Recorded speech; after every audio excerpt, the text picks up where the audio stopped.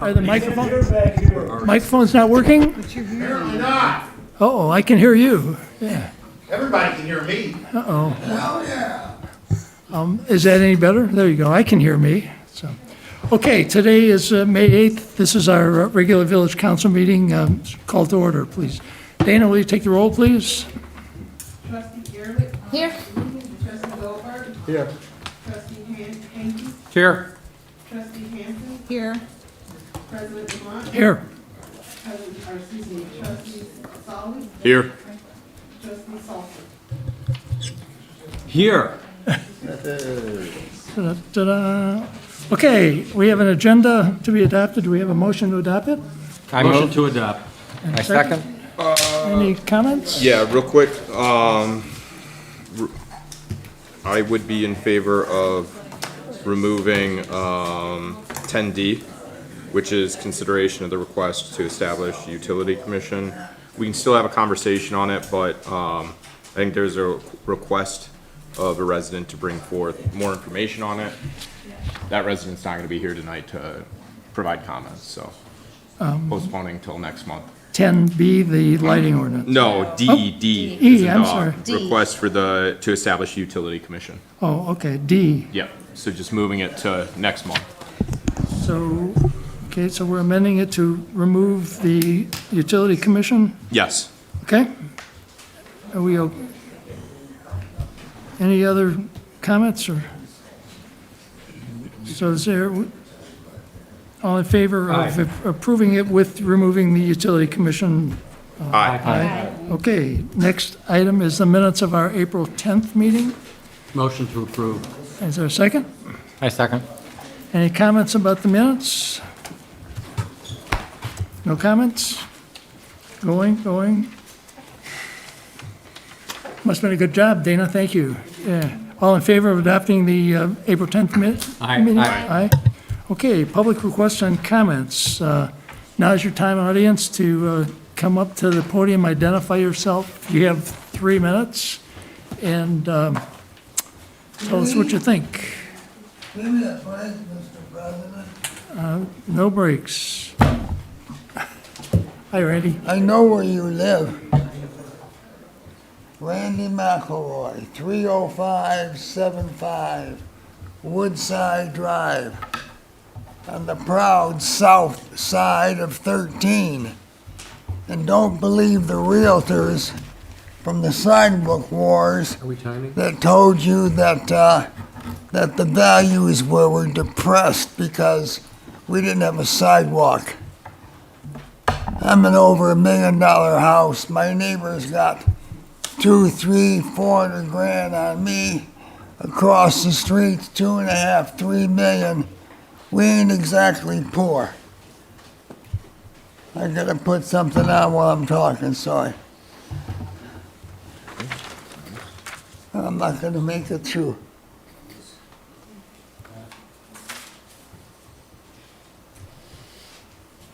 That clock still ticking? It's ticking, 1 minute down, 2 minutes to go. How about a break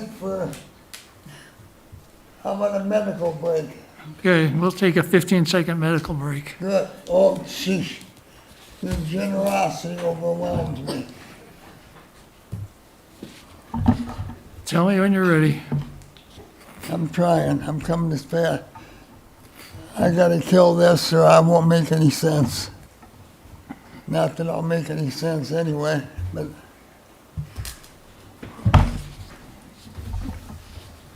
The first part of this is all good. Last year, I stumbled across the fact that there's something, and it's called National Police Week. Just, cruising the internet and hit the wrong button, and what the hell is that? Anyway, I decided, you know what? What's the best way to celebrate that with the boys and girls? God bless them, Kimberly and Chris. What do they all love? Pizza. What's the best pizza around? Buddies with Buddies bread. So I make it a point that every year now, plus occasional incremental when I have a need or a want in my heart, not a want from the police. I stop by and drop it off. And they are, pardon me, I lost so much weight, my pants are falling down.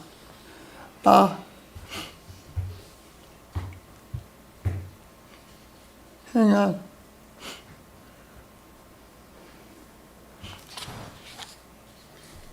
Anyway, they all loved it.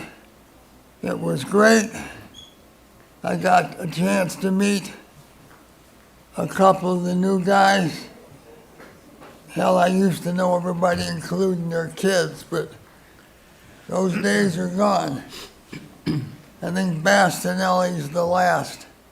When we lost Juice. What I found when I went back to it is that yes, there is indeed a National Police Week, and that at the end of next week usually is the day when I trot down to Buddy's, assuming I can drive. And yeah, I hear you. And get them the pizza, and they are eternally grateful. Anyway, I went back and I read the thing, and there's a program they have. I swear to God I saw it. I did not hallucinate it. I saw it, but I can't find it again. Randy, do you want to drop some stuff off so we can read it, or what? No. We got a time limit here, we got to keep moving, please. Sorry, I'm keeping my hands busy. Okay, I'll be done in a minute. okay. This is important, and it could put Franklin on the national map if we do this right. We don't have time this year. But there's a program where if you do it right and you get enough citizens involved and you get a little bit of financing, hello FCA, pretty lady, putting blue lights in your front windows. And that's for the week. So when the guys are driving by, they can see the support. So you're suggesting I think that we... it's a great yeah, idea. Yeah, I like the Okay, idea. let's- I have a Thank you. sign on my lawn that says, "We support the blue," and I Thank think it's a great Okay. idea. I thank you, and I will need a marketing man, and I'll help. thank you. You happened to cross. Okay. okay. Thank you, Randy. You were the Great. first I'll help one. you. You were the first one to cross my mind, and then Heather Majdowski was the second. And I talked to Heather a few minutes ago, but Heather's going to head down to Mexico. I'll call you tomorrow. Let's get together. and talk. Well, yeah, Thanks, Randy. I may not be in condition tomorrow. I'll Gotcha. talk to you whenever Okay. we can talk. Anyway, Good plan. that's you. one. Okay, Thank you. all right. Number Andy, we're out of two. time. I'm sorry, we're out of time here, everybody. Thank you, Randy. This might save someone's life. In the old days, one of the council members would volunteer their time. I Randy, got two friends on council. I'm and sorry, they buddy, take but their- we got to get moving on here. If you want to give us something in writing, we'll be glad to Thank you, consider it. Okay. Okay, anybody else with public comments? Please identify yourself and address.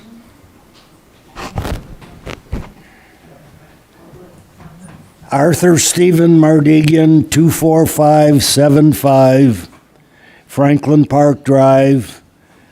I'm the president of the Riverwood subdivision, which consists of 33 homes, 41 lots, 3 vacant lots, and we're Hell's Kitchen of Franklin. That shows not real, excuse me, sir. And what we're presenting to you today are facts. They have no bearing on this administration.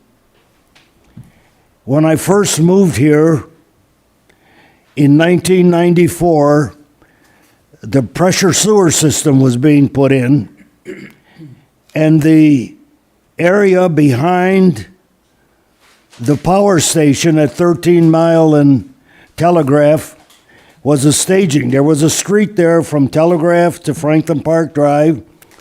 It was a staging area for the pressure sewer contractor, and me and the house next door and other people, we had to eat that dust and dirt for 2 years while they serviced all of Franklin. And that wasn't bad enough. The village didn't do nothing. It's okay. That wasn't bad enough. The state of Michigan wanted to put a way station behind the Edison substation. Franklin Village did not fight it. The Riverwood subdivision fought it. It was in the newspapers. We got the TV reporters out here, and we defeated it, not the village. And also, I don't know, a lot of you people don't know, but one person who owns the 3 vacant lots in our subdivision sued the entire subdivision because she wanted her, the subdivision changed from R1 residential to commercial, and we came to the village council for assistance, financial assistance, and they said we have no money. So we fought it at a cost of $40,000 to our taxpayers in the Riverwood. The case went to the Supreme Court of the state of Michigan. They refused to hear it, and Judge John McDonald, the circuit court, ruled that the deed restrictions of the subdivision prevail over the village. Right? So that was a major victory. You have more authority than we do on that issue, right? You got about another minute here, sir, on your time. And anyway, that's about it in a nutshell. And we have other people that want to say something, and the first one is Bethany Reyes. Okay. Thank you, She's sir. at, Thank you, sir. Bethany's at, she's at 24477 Riverwood. Thank you, sir. Hi, I'm Bethany Reyes. I'm newer to Franklin. It's been 2 years. I live at Riverwood, and I have 6 kids. And in our subdivision, we have quite a few new families with young kids. I'm also a local realtor. And the traffic on Franklin Park Drive goes so fast, it is not safe for my children to stand at the bus stop. We have 15 children, elementary age children, standing at the bus stop every morning and afternoon. People do not care. They don't slow down. We have to, even if I'm holding my kindergartner's hand, she could get hit by a car. There's no sidewalks. There's nowhere for us to stand. There needs to be a police officer there every morning to escort our kids safely and to hand out tickets on Franklin Park Drive 24/7, because it's not just during the bus time hours. It's all hours of day. If I'm riding my bike or going on a walk, my kids aren't safe. I'm okay with the fact that I moved to Franklin and that there is no sidewalks. I bought into that. I'm okay with it. But I was told we have a police force. That's part of what my taxes go to. And if it's not to at least make sure my neighborhood's safe for my kids to ride their bikes and to go to school, I don't know what the purpose of it is at all. Thank you. Appreciate your Can I ask comments. you a question real fast? I would love for that, yes. Just, is that an area where we used to have some stop Yeah, signs I and we've heard taken them away? The other parents said that there used to be a stop sign there. So, At the corner of what and what? Riverwood and Franklin Park Drive. Okay. So, Our chief is here. yes. And have you contacted the police department about your concerns, Bethany? No, I feel like it's also beyond them. Okay. I think that a stop sign needs to be there, and I think that there also needs to be ticketing, not just at bus stop times, but all times, because We have a even very responsive police Right. chief, so, and he's here. it's all down Franklin Yeah, Park yeah. Drive. I've walked hear it. all the way down and almost got ran over on a curb, you People know, are very so distracted. I see that it's every just, day. they're going fast. Yeah. They're Bethany? going fast. So, Hi, hi, thank you for bringing it to our attention. my pleasure. So, I'm certain that Chief Dan Roberts and the rest of the police crew, we will Yeah. definitely talk to them about it. I'm sure Yeah. they can help you out. Can we get a stop sign back there? Because, We'll absolutely press that. yeah.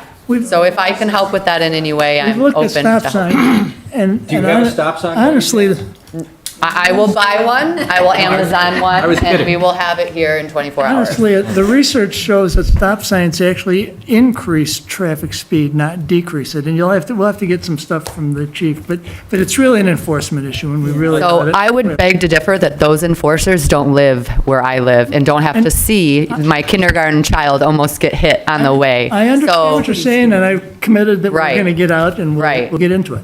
yeah, Right. thank you. I Thank you for appreciate coming. being heard. Okay. Thank you. Great. Okay. Next Okay, up, please. another one, But let them come up. They'll come up on their own. yeah, there's, You can't come back to the mic, sir. Mr. Hunter McDonald, 24850 Franklin Park Drive. They'll come up and introduce themselves. Very briefly, Hunter McDonald, 24850 Franklin Park Drive. As a follow-up to what's just been previously said, the stop sign that we've talked about was at the end of my property. And I can vouch that the traffic comes from Lucerne, comes down, sticks through that corner, right down to 13 Mile Road. And we've got a 25-mile-an-hour speed limit. They are over 35 miles an hour, trust me. But my main concern is at the end of at the corner going around to 13 Mile Road, that empty lot behind the power station. It's used all the time as a staging area. Currently, it's full of wood chips. It was done by the city, I guess, authority after the storm damage we had. We all know how long ago that was. There's half of it been removed and the other half is still there. I'd like to have it moved forthwith if we can. Go past there every day, several times a day, and I'm sick and tired of looking at it. And it's on Lucerne? No, No. it's on Franklin Park Drive at the corner, right at the east end, just before you go down to Telegraph, to Franklin Park. All the way at the end. to 13 Mile Road. Are those village, is that from? I don't know. No, you're talking about 13 in Franklin, or it's 13 in Telegraph, right? That's being used as the staging Yeah. area. Yeah, there's a large pile of wood okay. chips. Okay. It's been there for weeks. Okay. Yeah. It's been there for weeks. I'd like it moved now. We'll Thank look you. into it, Thank you. thanks. Thank you for bringing it to our attention. Okay. Also, next, Mr. Robert Fowler, 24622 Franklin Park Drive.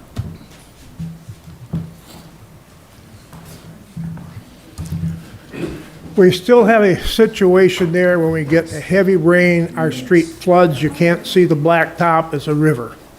Supposedly, when the contractor that did work here a few years back, he changed one of the culverts and put it in on an angle between my house and Art's.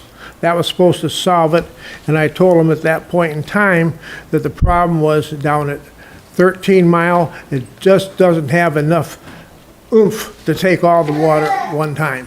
So then it backs up and floods up on the road, floods out Art's basement, my basement. We don't get it as drastically as what we used to in the past, but it's still happening. So I don't know whether you guys can do anything about that, but it sure would be appreciated. Thank you. We're out looking at a lot of those issues right now, so we can put that Was that on our, what we just did? Was that a cross culvert? no. No, not cross culvert? No. Can you tell us exactly again where Yeah. the issue is? Where? Which area? Where is the culvert? Where is the culvert? Yeah, which one? The one at 13 Mile? The one It's that the one you're concerned The about. one you're concerned that. Well, that's the one that's backing everything up because it doesn't, Right big at enough to 13. handle the volume of water. Okay. Thank you. That's fine. Where exactly is it? Where exactly is it? At 13 in Franklin Park. Okay. Okay. Thank you for Thank your you. comments. We'll get into it. Okay? Okay. The only other issue I have is, here a few years ago, the police department come through and wanted us to increase the millage so they could get some more money. Yep. And we all voted for it, and I did too, figuring that we're gonna get more patrols on the village streets, and now we see a cop car out on Telegraph as a ticket writer. We didn't pay for that, and we don't really like seeing them out there spending our taxpayers' money. Thank you. Okay. If they can put them out there, they can eliminate one car and one man and save everybody some money. Right. Thank you. Thank you. One more person here, Madam Vias, 24501 Franklin Park Drive. Hello, so I live on 24501 Franklin Park Drive. We moved last year. That's the corner house on 13 and Franklin. I know that there were a lot of issues with the house previously with a lot of growth, so we removed all of that. My concern is the ditch. Who is responsible cleaning out the ditch? And I think previously said there is the DTE contractors, the tree cutters, other city people, they just park there all the time. Their trash is in my ditch, and I don't think I'm responsible for that. Is this in front of your house? Yes, Okay. front and the side, and it blocks the whole street. Okay. We'll have to, we'll take a look at it. Okay, thanks. Okay? Thank you. Cool. Well, that's it, and as you can see, again, no reflection on this administration. The relations between the village and our subdivision are not good. And I came here, we're renewing our deed restrictions, and I asked for a list of the taxpayers of Riverwood, and the village was unable to provide it for me. I had to go to Southfield Township, and they provided the necessary information for me. So the point is, what services does the village offer? Thank you for your Yeah. questions. Thank you. I mean, is that all we do is pick up our garbage and Right. that's it? Hopefully it's. And Time is- just one other point. Sir, we have a 3-minute one-time. Okay, this is the last thing. Mr. Colette Williams on 31101 Sunset has had problems with the police department. I've had problems with the police department. I don't want to get into it, but there is a lot of questionable activity. Thank you.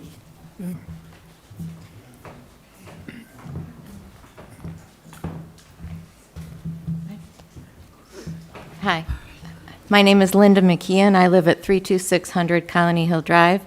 I've lived there for 42 years now. Every single one of those years, I've had issues with both the snow removal and the garbage pickup. Today, I'm here about the garbage pickup in particular, because I just had an incident today where I noticed where I live on Colony Hill, Garden Way intersects, and there's a little group of us, three households, plus I can see the one to the north of me, so I can observe what's going on with their garbage placement and type of material put out there.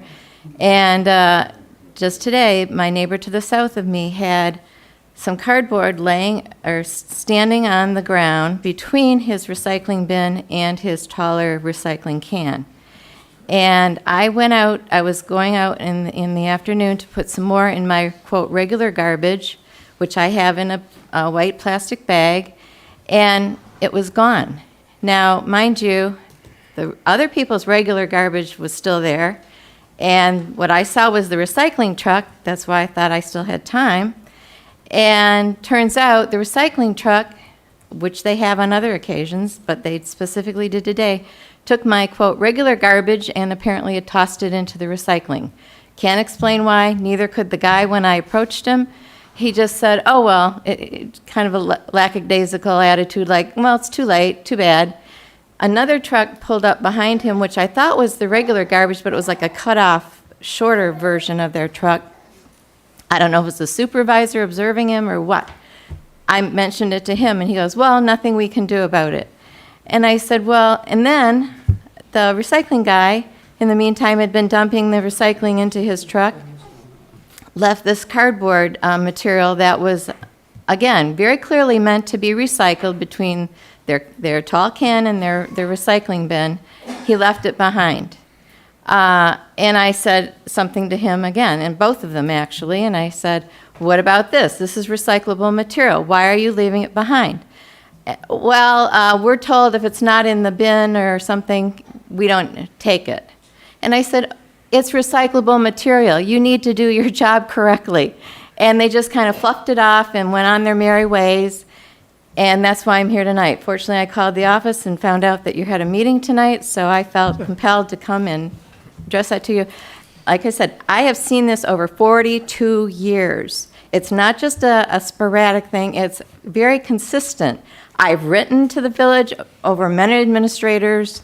I've called, Dana can probably verify that she's heard from me way too much.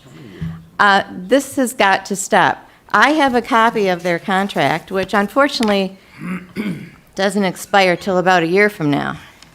First of all, I might add that an addendum should have been made because it says it's Rizzo. Thank you. Okay, thanks for your comments. But if you would like, somebody would like to take this, I have highlighted the pertinent places. There's nothing in here that says they're supposed to not take certain recyclable material.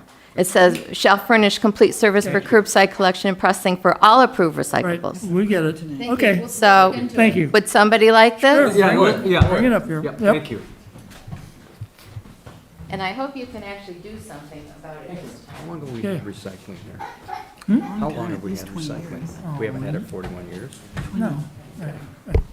Hi. Hi. My name is Catherine Toe. I live at 32575 Romsey. I have never been to one of these meetings. I don't know if it's now when I make these comments or if I wait till the issue comes up, but I don't know how long this kid's gonna last. So this is in regards, I'm sure you guys have all heard about me at this point. I've infamously called the city many times over this chicken and duck ordinance. Oh, the chicken lady. Yes. You know, I know there's people throughout Franklin that have chickens, but by nature, I'm a rule follower. I have patiently waited since it went to Planning Commission, last September, if I'm correct? You know, I've waited all this time. It finally got passed. I was so excited, I'm not gonna lie. I was getting everything ready, and then this past week has been pretty disappointing for me with everything that went down. I mean, I did come in person to get a permit and everything, and was basically told no, even though I was hopeful. And now to hear that it might be directed back to Planning Commission after all this time, you know, I don't know if there's an alternative where amendments can be made as opposed to Catherine, sending we're it going to back. talk about Yeah, it. we're considering it later. So, Yeah. if you can't stand by, You can this is definitely watch live, it at you can home. watch I don't this. know he's gonna. No, I'm laugh. saying, watch it but at it's at home. the end of our agenda, so Yes. why don't you watch this? Yeah, I saw it was at the end, and Yeah. that was Right. not ideal for me. That's We why I hope we wanted have to that make my resolved. comments known and. We Thank have you. Catherine, we took Yes, you Catherine. seriously, and I was happy to see it. And we've supported, I think, entirely all the way through. So please watch later tonight. Okay, And we're- I will be We're tuning glad in. that you came. Thank you. So- We're Well, we anxious to listened get to it you done, we and- want to do it right, and that's, Okay. we just, there were a couple things that we didn't do right, and that's the purpose for having it on tonight, is make Is there some. a way when you We're going to get Yeah. it resolved. There may be. amendments, like Let me- that you can say that they have to abide by future amendments? I mean, it's not like I'm trying to do anything crazy I hear with you. my stuff. Catherine, Okay. we'll, Yeah, Good, we'll take care of y'all. We'll take Okay. care of it. okay, All right. thank All right. you. Thank you. thanks. Hi, we are Karen Ben and Haley Weiss from Bloomfield Hills High School Student Leadership. Members of our class attended the February board meeting this past year to get our event called Bring Your Own Dog approved for this past Sunday to be held at Franklin Municipal Park.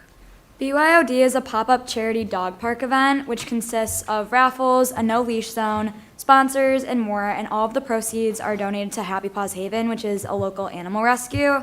But unfortunately, due to weather, we had participation concerns about this past Sunday and had to cancel the event. So we would love to reschedule the event for Saturday, May 13th from 11 to 4, if that's possible. Did we passed this, right? We did. We had Oh, we had good support. We were Well, no, just no, told to come for the the It was reschedule. supposed to be last week, and you want to do it next week. So Is there we're just availability? asking for a schedule change. Yes. Yeah. Right. May I don't know what 13th. conflicts are. Right, we don't know what conflicts. We'll check Yeah. and see if there are any conflicts, and if not, shouldn't be a problem. Perfect. Thank you. Thank you. And Cool. this, This just to Saturday? clarify, This this is on the land where the library is, like the we call the Village Green, right? That's where it's located, right? I Between believe in front of so. the church? I believe so. This is a 7-year event wherever they've always done it. What happened was the paperwork was written differently this year. It was written, it's on the FCA park, but it's, I think that it's always been on the Village Okay, Green. then, yeah. So I just want to make sure that it's there, because if it's on the other area, there could be a conflict with baseball. Okay. Yeah, I'm sure it's on the designated usual area. Thank you. Okay. You're welcome. The Thanks. lady that you need to talk to is Dana. Okay. There's Dave's card, why don't you call him, he'll take care of it. All right, thank you. Thank you, guys. Okay. Thank you.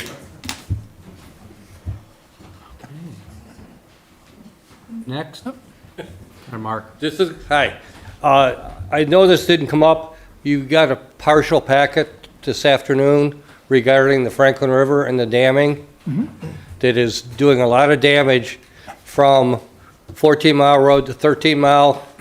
We have one property that's an abandoned property that there's a dam behind, and we can get into it later, but I just wanted everybody to be aware, because it's building up ponds in people's property south of that. Okay. So, Mark, is from David this is from branches and trees. Trees, yes. And this has been an ongoing thing. A couple years ago, the county came out and cleaned the culvert at 13 Mile and Telegraph, relieved a lot of the pressure. But I was down by the river this last week with hardly a lot of rain, and that river is still very, very high for this time. And you can see that the water is moving by that abandoned house property, but not the way it should be. It's just kind of a small cut.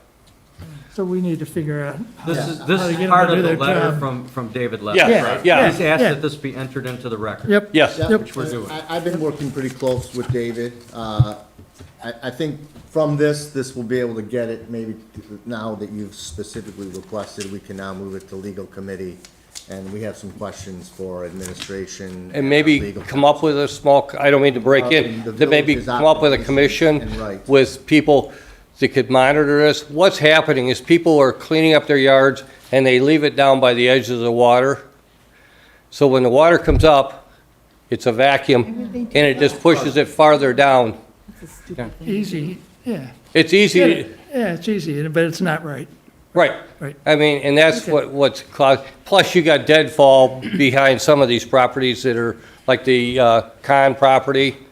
There's a lot of, Right. Okay. We get it, and we've read this, and we've all been on the property, so we know. Gotcha. okay. We're Thanks, with- Mark. We're with. Thanks. Thank you. Okay. Any other comments? Mr. Wooters. Yes, Stuart Wooters, 25301 Franklin Park Drive.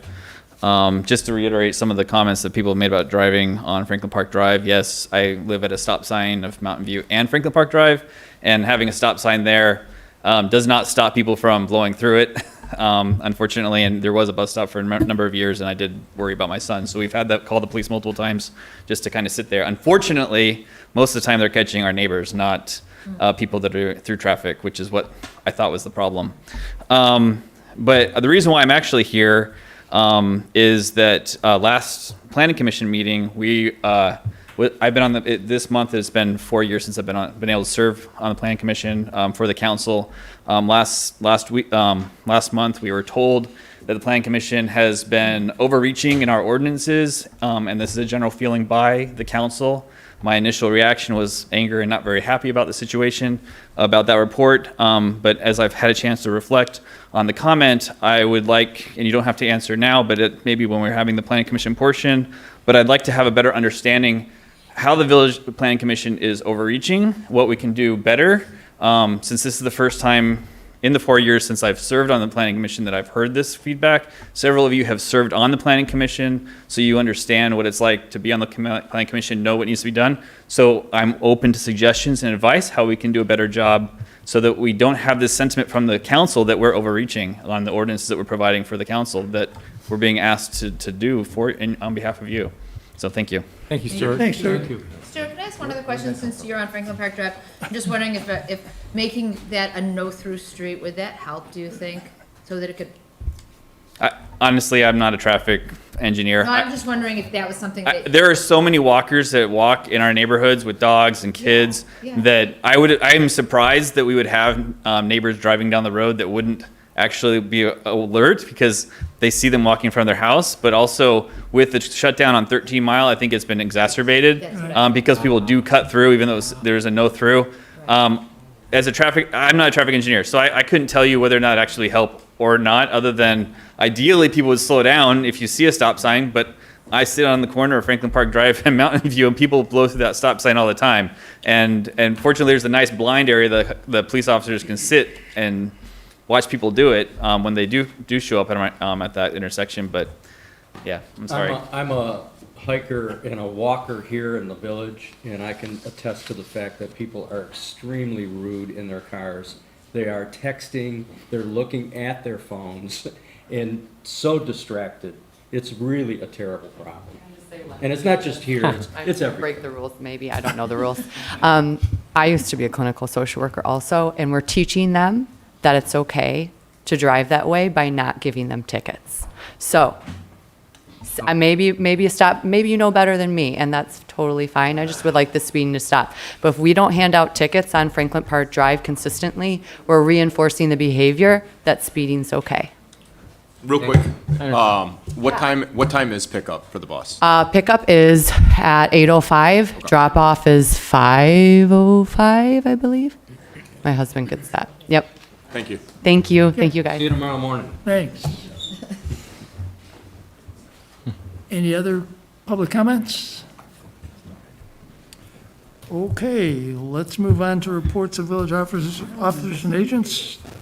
Dan Roberts, you're up.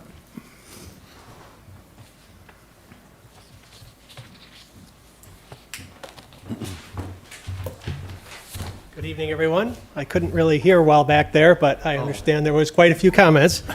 So I can address some of them tonight if you'd like. And anybody is welcome to call me at any time to express a concern about speeding cars or whatever. It's the #1 complaint I get in the villages. Franklin Park Drive, 8:05 tomorrow morning. You know, I've been police chief here almost 12 years, not had one complaint from the residents about speeding cars on Franklin Park Drive in 12 years. So they're welcome to call me and talk about that. As you all know, we have 2 officers that patrol 2 villages, and that's it. We have probably, last I checked, and it's been a couple of years, we write more tickets per officer than any other department in Oakland County. And when we hear complaints about a certain road, Franklin Park Drive or Scenic or Wellington or whatever it is, and we do extra enforcement on there, maybe I'll bring in an officer to just sit there for a day, what we find is that 90+% of them are Franklin residents. They are not people cutting through from Royal Oak or Farmington Hills or Southfield or somewhere else. They're Franklin residents.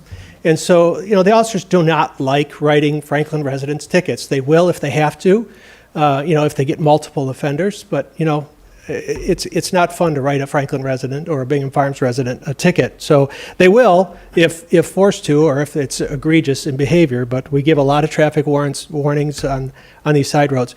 Let me also just address, and for those that may not have been on council when this happened, a few years ago, we hired Hubble, Roth, and Clark at a very large expense to do a traffic study of all of our signs. They are the true traffic engineers. They are the ones that know this stuff backwards and forwards. And they were the ones who made recommendations to add signs here or remove signs there, and we went with their recommendations. I think it would be a mistake to ignore Hubble, Roth, and Clark's recommendations on any of the streets where that goes. But that said, anybody's welcome to call me at any time. I'll do what I can. Again, keep in mind we have 2 officers on duty to patrol 2 villages at any time. And also, I heard some comment about no through traffic. By law, you just can't do that. I mean, you receive state and federal money for these roads here. You cannot say you can't drive on the road. If they're a taxpayer, anybody can drive on it. Now, if it's a private road, say it's the condominium developments off of 13 Mile that we patrol. If it's a private road, then yes, you could stop through traffic there, but a public road, you cannot. So just to clear up a couple of things there. But again, I want to end with, anybody can call me at any time. I'm there. I live in the village. I know the village maybe better than most because my family moved in here in 1965, so I know a little bit about it. So please call me at any time. I'd be glad to talk to anybody about their concerns, and I'll do what I can, given our resource constraints.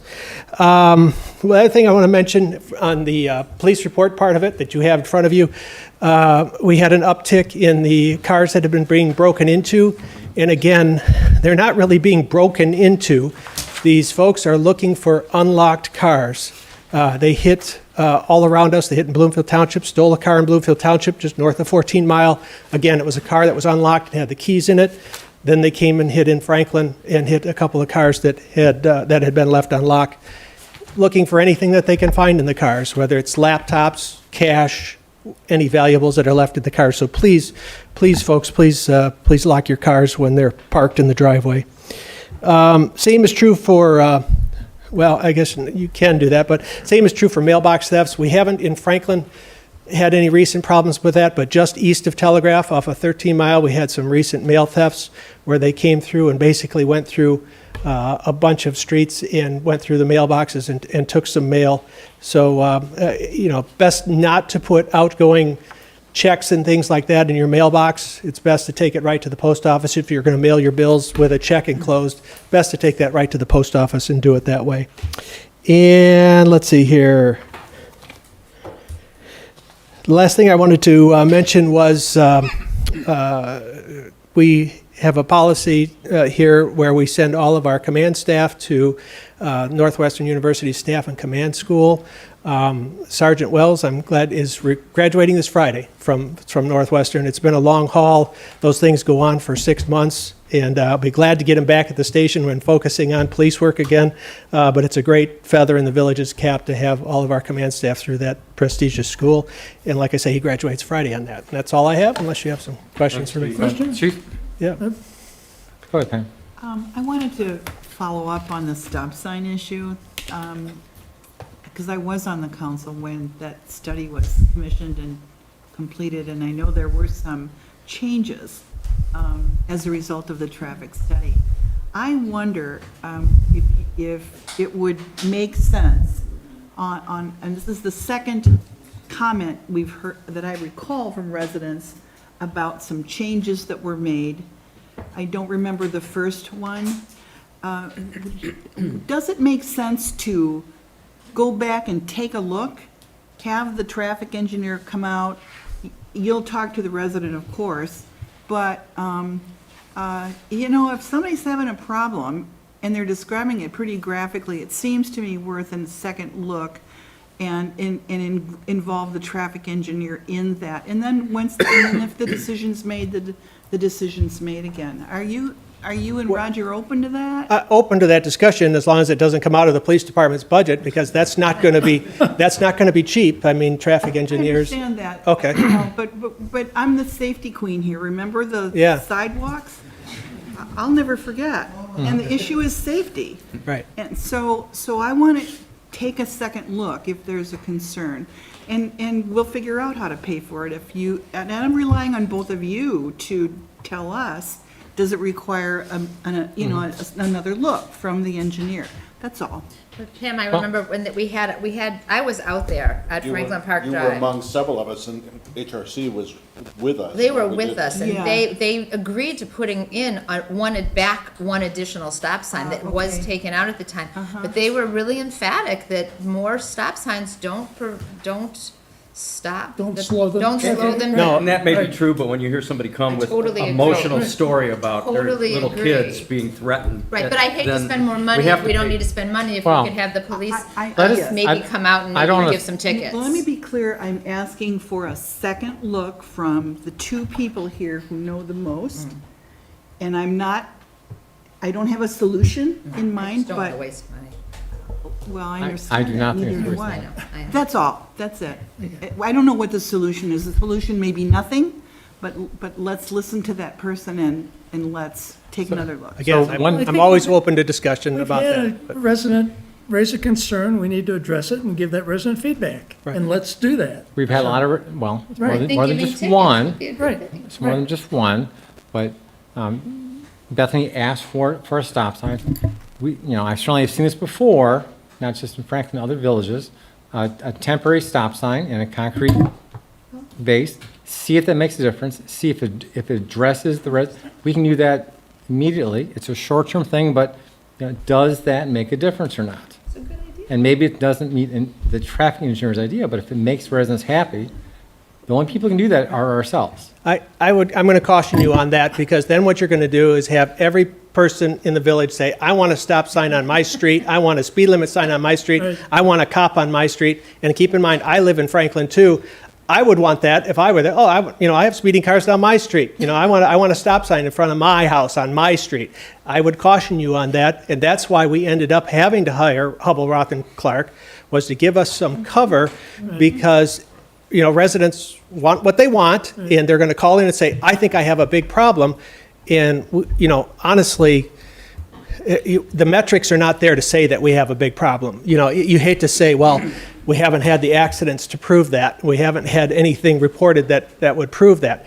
I don't know what metric you would check other than accident rates, and we've had no accidents on Franklin Park Drive that I'm aware Thank you, of. So we Thank you, really Chief. need to understand the logic for the HRC decision and make sure everybody understands it and knows why we did what we did. Yeah. Thank you. Chief Roberts, for the morning around the bus stops or just in general, do we have a particular officer rotation for where they choose? So again, allocating a single officer. Yeah, 2 officers. Yeah, so I'm gonna boil it down to a single officer, right? Because I would Okay. assume one's in Bingham Farms largely in the morning, and then one would be here. Are we tracking, like, okay, they're going to be in a given location, do we do rotation to say, if we put somebody out there at random once every other week at this, we're creating a presence, and that can maybe impact behavior while not being unreasonable about our resources? We can try it. Here's the problem, is that the first time I get called to a real police call, or they get called to a real police call, they're not going to be out there. And so, the morning time is probably the worst for us in terms of our police calls, because frankly, that's when we get accidents on Telegraph Road. That's when we get businesses starting to light up, and workers are coming in and they're setting off their alarms, and we're getting called. So that morning, unfortunately, that morning time is kind of a busy time for us. But if we're not, then the officers have been directed to spend the time at our 2 schools, Huda School here in Franklin and Bingham Farms Elementary, as much as they can in terms of traffic enforcement. David, and do that. I've So- seen that there's a police officer who's by the condos facing eastbound on 13 Mile Road Yeah, often. the school zone, yeah. It's not the school zone. It's in they sit in the driveway of that condo, and that has absolutely affected everybody driving on that side. It's right by Beverly Hills. It absolutely has affected people driving that road. So I think your idea is valid. If you have a police presence there, it's going to teach people not to go. Yeah, it makes a huge difference, no Yeah. question. So- Right. If you can get If them you out there. can, and- yes, with the resource constraints, yeah. And 13 Mile there, right by Bingham Farms Elementary is They're- a school zone, so yeah. So we try to hit that quite a bit. No, they're on 14 Mile. Oh, you said, They're okay, on you said four- I said 13. no, they're on 14 Mile facing east. They're 300 feet from Beverly Hills. Oh, okay, on Outland Trail, right. I don't know why they're there, but it affected Yeah. 14 Mile. Okay. Any other questions for the chief? No. Okay, thank you. Thanks, sir. Is the other chief here? Yeah. Tony Averbach? Evening. You have my written report. The only thing I wanted to add was that we had a fire last Thursday evening, 11:55 p.m. It was called in. This was at a house on Hickory, south of 13 Mile. We did have an injury as a result of the fire, and we did have the fire under control within 10 minutes of our arrival. So I was very happy for that, although the outcome of the fire was the damage was extensive to the home.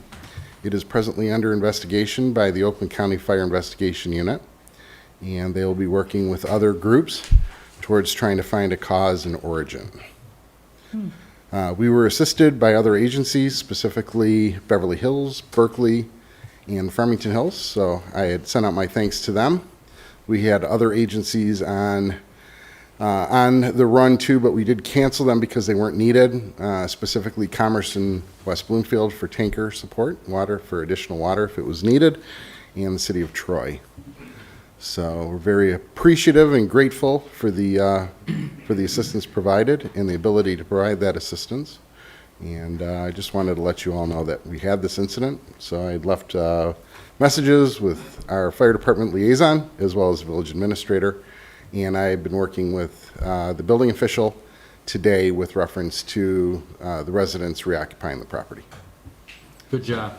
Yeah. Injury to resident or firefighter? I'd rather not say. Just Thank you. Thank you for. if you want to call me, I can talk to you about it. Any questions for the chief? No, Good job, thank you. sir. Thank you. Thank you. Thank you. Okay, Lance, are you out there? No Lance Manick? Lance isn't here. He's not here. Well, you have his written report, which is pretty typical, so, okay, let's move on. Submission of current bills. You have the bills list.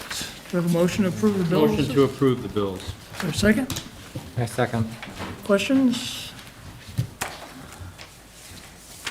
It was frustrating to read all the voided stuff in the beginning. I was so confused. I'm like, why are we repeating all the pricing, all the charges again and again and again? But I understand now that it was a void. There is one duplicate of the Comcast. Maybe it's not a duplicate, but I didn't understand why we're being charged for Comcast twice. So we've got a Comcast back here on April 10th, Internet Police, April 23rd, and then this one says April 30th, and this says April 16th to May 15th Police.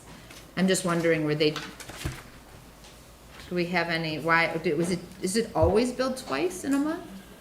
No. Some of those are for the police and some of those are for our other operations. No, they're two Both separate say accounts. police though, but they both say police, but Yeah. maybe it's just that written that way? Right. Okay. Okay. I have one question.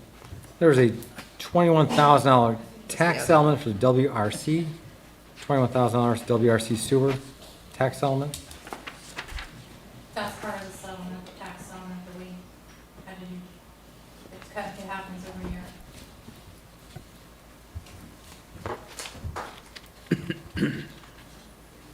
Okay.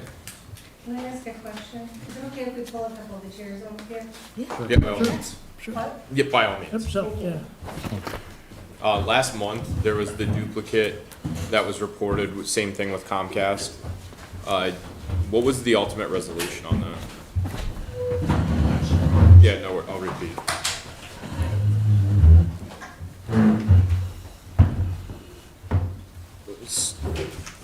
Last month, in the bill review, I found a duplication of a Comcast bill. Again, everything was the exact same, and I didn't, was there resolution on that? I wasn't here last month. Yeah. What was the deal?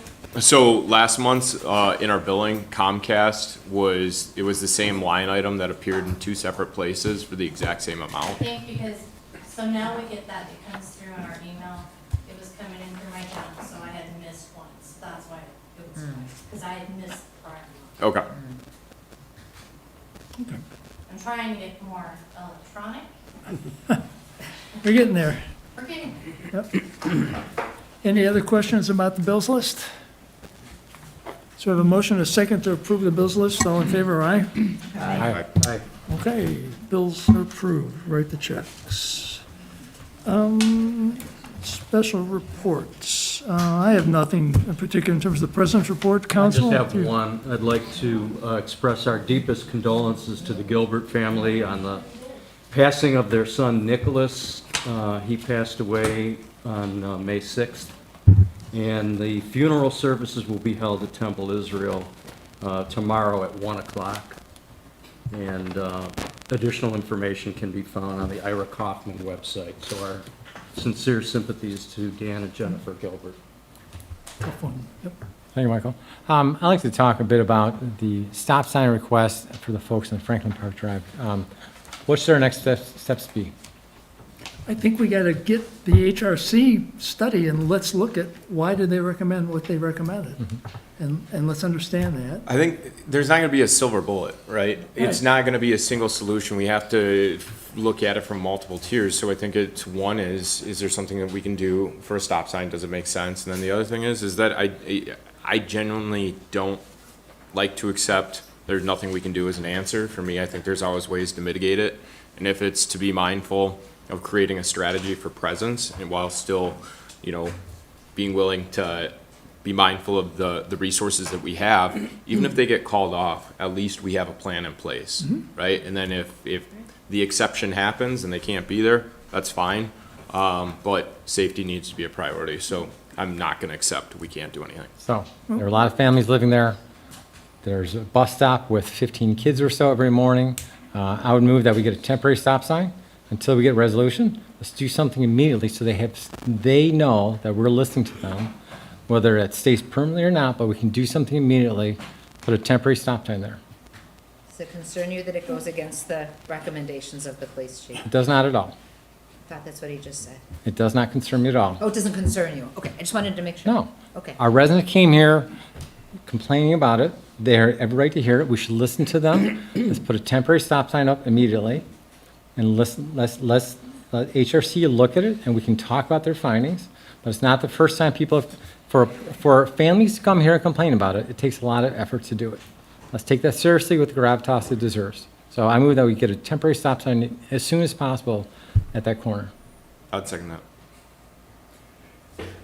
It seems like a bit of a knee-jerk reaction. Yeah, we got to do something. The police presence is what really matters. And I think the chief committed. I support that also. I'm sure the chief can take care of his business. Right. We can support it by putting a temporary stop sign there.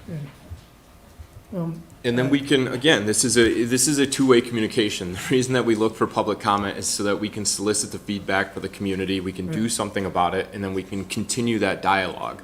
And so if we put a stop sign out there, we can talk directly with the many villagers who took their time away from their families, away from their loved ones, to come and tell us about their concerns for their safety. And we can say, is it making a difference? If it's not, we pull it, we move on, and we think about other ways to course correct. Yeah, if it does make a difference, if it does not make a difference, then that's proven. But I would say we go ahead and do that. Stuart, you're a resident there. What may, Could I just say something? Last time we had we did changes to the traffic pattern. There was no notification there was a traffic change. Stop signs were just removed. And so I would go to the intersection and stop all the way, and someone just blew by me thinking I was just sitting on the side of the road, when I looked up, I was like, oh, there's actually no stop sign there anymore. So we had no idea that there were changes being made, and stop signs were being removed, or stop signs were being added, or one-ways were being added, and that didn't exist there before, and people were going into the one-way. There was no notification. So if we're going to change traffic patterns, at least say, hey, traffic change up ahead, so residents know to get used to it, because it's not one day that you can make a decision and make an adjustment to your traffic pattern. You get used to the route every single day. So if there's going to be a change, there's got to be at least some sort of notification, so people are like, hey, wait a minute, there's going to be a stop sign here, or at least there's something I need to look out for. This isn't normal, rather than just blow through a stop sign that just now appeared. Stuart, I think it's a good idea. We can have I've also seen the signs like new stop sign ahead. Yeah. As a warning. So I think it's brilliant.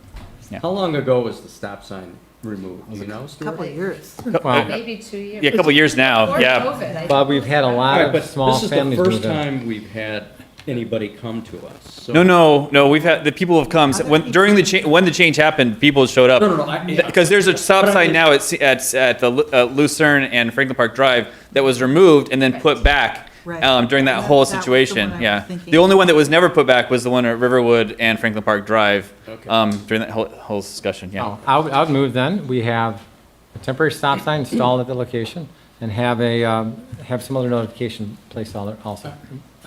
I support your knee-jerk reaction to the extent that I think it's valid. We had somebody come to us with concern.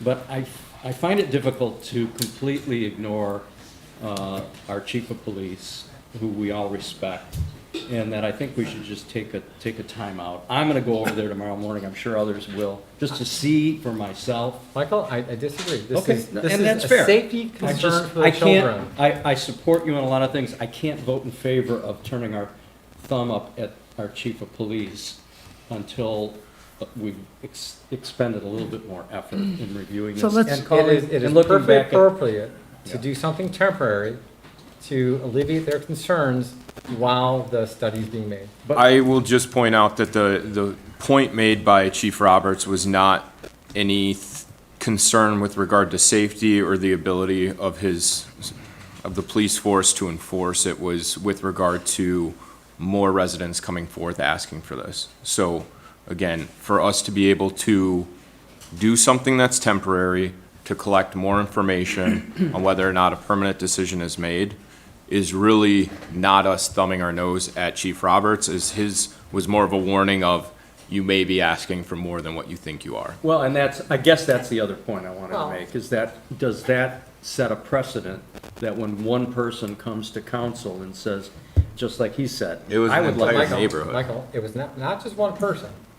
If more people come forward and it's validated by data that there's more problems, we'll deal with more problems. We'll deal with the nature of the validity of the matter. Okay, I But, hear you.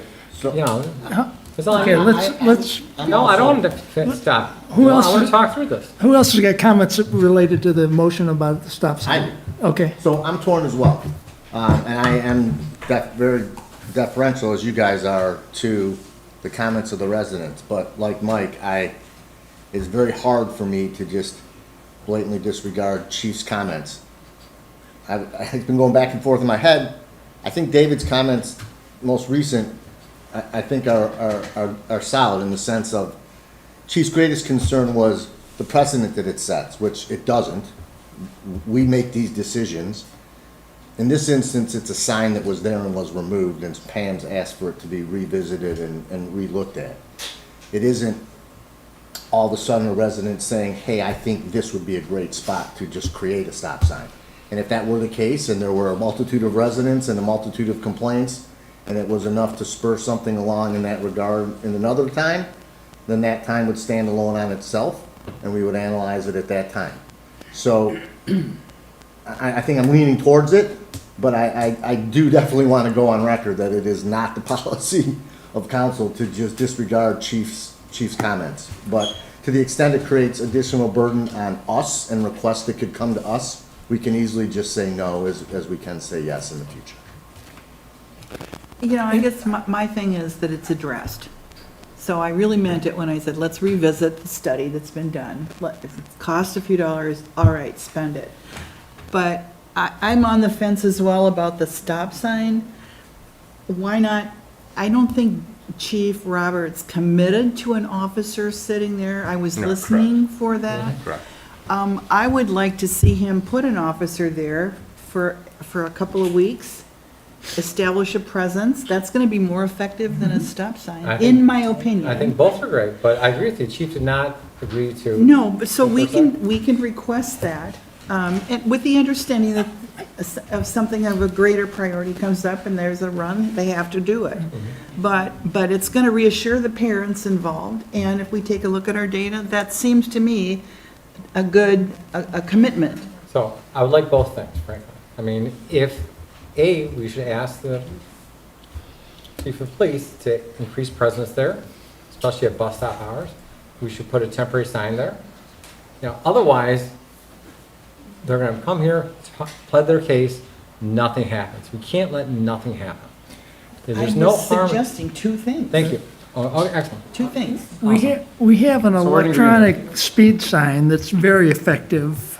I would support putting that out as a short-term thing, because whenever I see that in town, I notice it. I would agree. And that's the short-term solution. I think that's- Then let's get into the study, figure that out, and we can do that That's a pretty portable quickly. sign that could be moved anywhere. The same thing with temporary Well, stops. it is, except Mark, how many bus stops do we have in the village? I If we mean, have the a problem, buses. then we'll do one at every, if there's a problem at multiple, we'll do it at multiple. Well, I mean- we don't have multiple police officers to monitor. So that's the only reservation I have, is that we open up Pandora's box here, because once someone sees Then that. judge it on the merits of the cases presented. Can we wrap up the discussion on this, and does anybody else have any? No, I'm not done. No, I'm not look, done. that's what I asked, then go, your turn. I moved to install a temporary stop sign. Time out. We have a motion and a second, and we're in a discussion, I thought. Right, we are, We're already Right. there. and he's got some more Well, discussion. no, I thought you asked for a motion to do something, Bill. We already have a There is a motion. motion. on the Motion on motion. the table right now. We have a David seconded temporary it. stop sign. Okay. So Right. now we have a Thank you. second. Okay. Okay. We have to act on that. Any other discussion on the motion? Dana, would you take a roll call vote on this one, please? Can we get clarity on what the The motion is to install a temporary sign at Franklin Park and Riverwood for the Franklin Park traffic. Can I Did I get get that right? clarification of what what would the temporary sign be? A temporary stop sign and an additional one, like Stuart Woodard mentioned, for new traffic control ahead. So is the temporary stop sign one that goes in the center of the intersection? Whatever is appropriate for. No, it would have to be on the shoulder. Yeah, on the shoulder. You'd probably have two signs. It would require First of two all, do we even signs, one in have- each direction. Yep. It's a concrete Oh, I base, know, but- so instead of being in the ground, it's just sitting in place. It's still at normal height. Are questions answered? We ready for the Repeat vote? the motion, please, Dana? The motion is to put up a temporary stop sign at the intersection plus a speed limit control sign to monitor traffic. No. Is that the Just the same? first part. Just That the was the first. discussion, but it wasn't part of the motion. So it's just to put the temporary stop sign. Okay. A temporary stop sign and a new traffic control signal ahead sign, like Stuart Woodard suggested. Roll call, please. Sign to alert that there's a stop sign ahead. Yes. Right. Right. Trustee Early, No. trustee Goldberg, Yes. trustee Hanky, sorry. Yes. Trustee Hanson, Man, this is a hard one, because I don't want to do it. I'm going to vote no. President Lamont, No. trustee Solly, Yes. trustee Salter. No. And the result is Motion fails. motion Now, failed? I'd like to Motion make a failed. motion.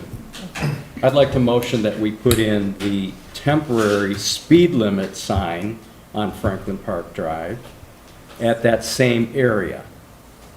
You mean the speed, The speed. sensor? The speed Yeah. sensor. Yeah.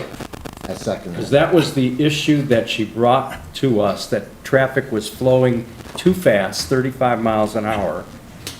And that, I think, would be a step towards resolving this, and it's portable, and it can be moved and used anywhere.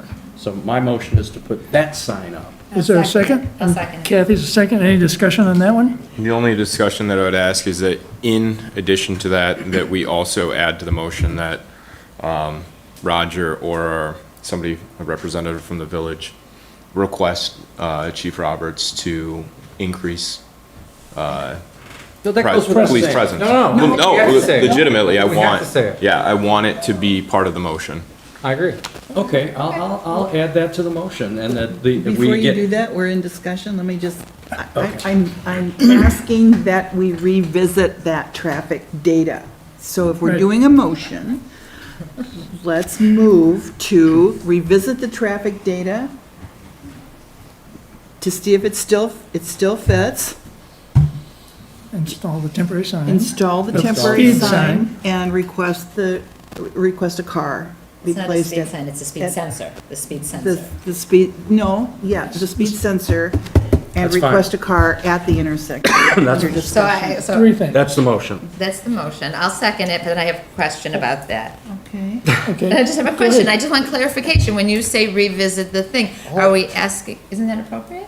Well, yeah, but are you asking him, we have a motion and a second on the Oh. table. Are you asking that his motion be amended Yeah. to include that? Yes, I would like, Okay, so because that's we've been different than amending the adding- motion. Okay, I all right, added so, another we're amendment. amending the motion to include what Pam has Okay, suggested. and you're okay with second the I'm amendment? okay with seconding it, but my question Okay. is, when you say we're gonna revisit, are we just revisiting it and looking back over it ourselves, or are we going to be paying HRC to come and revisit it. Here's what I want to get done with that data review, is that we ask the question, are the conditions substantively different now than they were when that traffic situation, when that traffic study was done? Does it warrant a reevaluation? If there is a difference? And what would the recommendations of the traffic engineers be if they determine that the conditions have changed?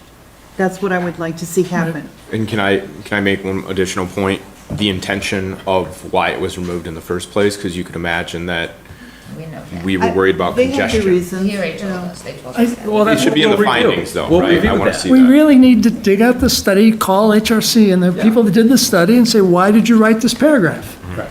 And if we agree with it, fine. If we don't, then we take some other action. Yeah. And we'll see if the temporary sign and these other measures help improve the situation. Not a And we're responding to the villager who came before us. Gotcha. Any other comments or questions about this motion? Well, yeah, I mean, Go ahead. well, this add-on's muddied the waters in my mind, but at one point, we were just gonna have a speed sign that we already have to be put out so that people can see that they're driving too fast, a sensor. That was, I would prefer to vote on that motion and not have tied to it the fact that we now have to expend funds to have HRC review something that they just recently did, and I'd prefer to vote on those separately, because Why don't we separate? Is that because they're okay? different, completely different items. Let's One separate it. is spending money and. Motion is to install the speed device. Yeah, the electronic speed sign, yep. Okay, so we have a motion to install the I will second that. electronic Alright. speed sign. Second. Now we. Any further discussion on that particular item?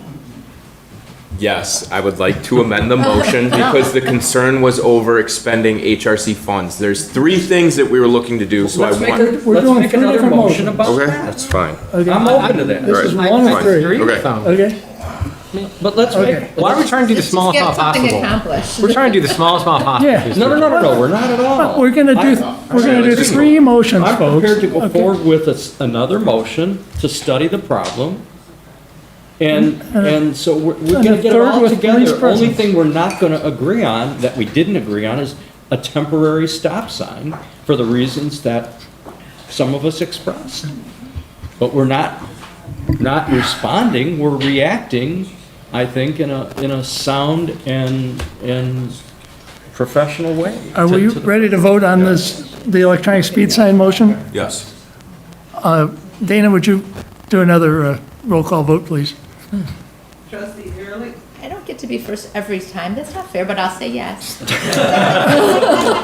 Alphabetical order. It's not supposed to be alphabetical, it's supposed to be on a rotation every. Doesn't matter. Change your last Does name. matter, it does matter. Change your last No. name. Trustee Goldberg, Yes. Trustee Hanky, Yes. Trustee Hansen, yes. President Lamont, Yes. Trustee Solly, Yes. Trustee Sosa. Yes, unanimous. Okay, so it's unanimous. Now, Mike, you're gonna do a motion to I'm gonna do a revisit the motion HRC to study. Revisit the HRC original report. Traffic study, yep. And explore, if necessary, a furthering of that issue. Okay, is there a second? Pam had two parts. One was asking for the revisit that and talk about the police presence. That's the third motion coming up. Yes. Hold on. We'll do a separate motion. That's good. Is there a second to the HRC study revisit motion? Nobody wants to second that? I second. Okay, any discussion about? Does this come with the authority to expend? Not until we revisited it. Let's revisit it. Roger, to can see you it. just look at the study? Isn't it just a one-time Why would we meeting need a with the motion for HRC? that? Why do we need a motion to do No, let's that? just look, let's review it, and then if it shows that we need to react further, we'll act on it. Right. I don't think this takes a motion, though. Yeah, I I don't think either. it's So just why- can you circulation provide of us the with a document. copy? We don't need a motion for I that. withdraw, This is an action item. Yes. thank you. Okay. Yes. save it for Yeah, another. okay. That'd be So, Roger? The issue for me is, I've heard it said we need to take a look at their study. Are we looking at their study generally? Are we looking at it At at that a specific location? That specific specific location, location. why that needs to be stop contained sign was in your memo, removed. Please, Yeah. in your motion. Why that stop sign was removed. Right. Yep. And then we But can, also, if anything has changed now, and my thought is maybe perhaps the fact that all this work is happening on 13 Mile Road, maybe people are cutting through to avoid it. Right. That wouldn't surprise me. what was the If that's rationale all that they it is. used in the study, and has that changed? Right, Okay. Fair? yeah. So we, Okay. so we don't need We a don't motion. need a So no motion. motion on that? Do we need a motion on the police presence, or do we just urge the Just ask chief to for it. get out there when he can? I think Chief Roberts knows that we're concerned. He was here tonight, he heard. He did not commit to What- that increase in Make that presence. another action item. Yes, Okay. I would like Thank that you. as another action item. He did Thank you, not commit to Dana. that. Okay, but we're Okay, gonna talk to him. are we done with this issue? Can we move on? We will reach out to him as individuals if we need to. He's very open to that. Right. And then we'll come back and have a further discussion. Okay. I don't think we can mandate. Are there any other council report? Is there any council members want to? Yeah, real quick, I would like to just thank everyone who came for public comment. It's one of the most public comments we've had in some time. Like I already made comments that it's a productive dialogue to move our village forward, and it's not lost on me that you're taking time away from your family or loved ones, or just out of your day to come and spend it listening to us try and work through these issues. But just again, thank you. Any other council? Just one quick optimistic council comment. I did hear from 2 residents who said they really liked the streaming, and that was a better call than trying to broadcast. And they find it easy, convenient, and so just wanted to give you that feedback. It'd be nice to hear more from people about that and to try to evaluate how many people are actually following live. Yeah, I wish you could do Can we that. get the I don't know, metrics? I don't know if we metrics, can measure it or it not, but does. I think it would be good to know. I don't know. We should be able They to. at least had it Okay. after the first meeting, so. Okay. It's, I don't see Rick David out there, but. He's out Oh, there. He's out Rick, there. can you see if you can get some metrics on who's streaming our council meetings? Yes, sir. It's an action But if it's in your hands, we don't have to worry. Thank you, Rick. I don't remember that. Okay, any other council comments? Gone. Roger Frazier, administrative report? We spent a lot of time last week trying to get 2 things done. One was that there were a number of questions raised about the chicken and ducks ordinance. We spent a lot of time looking at that, looking at some of the issues that had been raised by staff who actually have a lot of experience with chickens. And that's why we spent time creating the resolution, so that you could ask the planning commission to take another look at it with these issues specifically raised. That doesn't mean they have to respond to each one, but at least they don't have to change anything. Just take a look at it and make sure that we've got it covered. We also needed some help, frankly, with the permit process because of the unique setback requirements that exist on the ordinance with respect to the location of a coop. So there's some site map or something that needs to be done with, as part of the permit, that's going to require some additional staff time to go through some of that stuff. We're not suggesting at this point that there be a fee change. Mostly it would be nothing, because we're sitting reasonably well in that fund. But it would be something for that additional effort that we might, in a different circumstance, ask for some discussion about the fee for applying for that. So, on that, was the ordinance ever published? It was published, yeah, at the time that it was adopted. It was, well, it would have been published before the second reading, right? My bad. Sorry. Yes. So it was published. So it does exist. So it's effective right now? Yeah, it's Yep. actually on the books. So they should be able to Yeah, then They should be able to function pull a permit. within, But we still have some issues with the permitting process. Okay. Well, that's So yet to can be we do discussed. something with Catherine that came tonight and said, I can't get my permit? Can we, Why was it's she gonna go. denied? Can we Right. do something to Well, how get about her? we discuss it when Yeah. it comes Yeah. up on the agenda? we That's don't true. have I to have mean, planning like, why is commission, this maybe coming we- up now? I was just Well, saying it that was we. part of his report. Okay, we'll pick it up Okay. and shortly here when we move on to new business. Okay. Anything else, Roger? No, thanks. All right. Real quick on that, though. Yeah. I have a report on your request.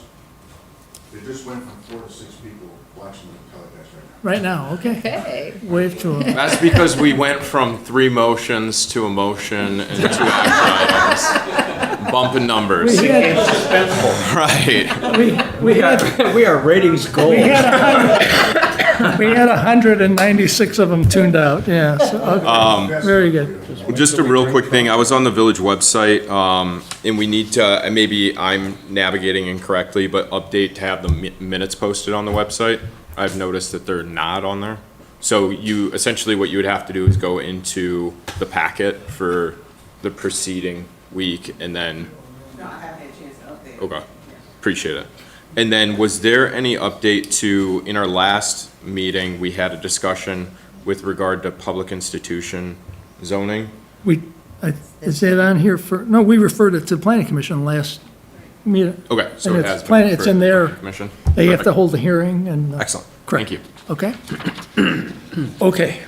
Roger, you're I'm done. done, we're done. Pete Halleck for planning commission? You have 2 minutes, Pete. Please. All right, good evening. Got a number of things out there on the table right now. Our first one is our burning ordinance, which we've done some work on with David Goldberg, and we did make some revisions to it, including defining these types of fires that we have, also requiring a permit for a bonfire. We will recommend fire control implements rather than require them. And we made some formatting changes, but I think it's in a good form.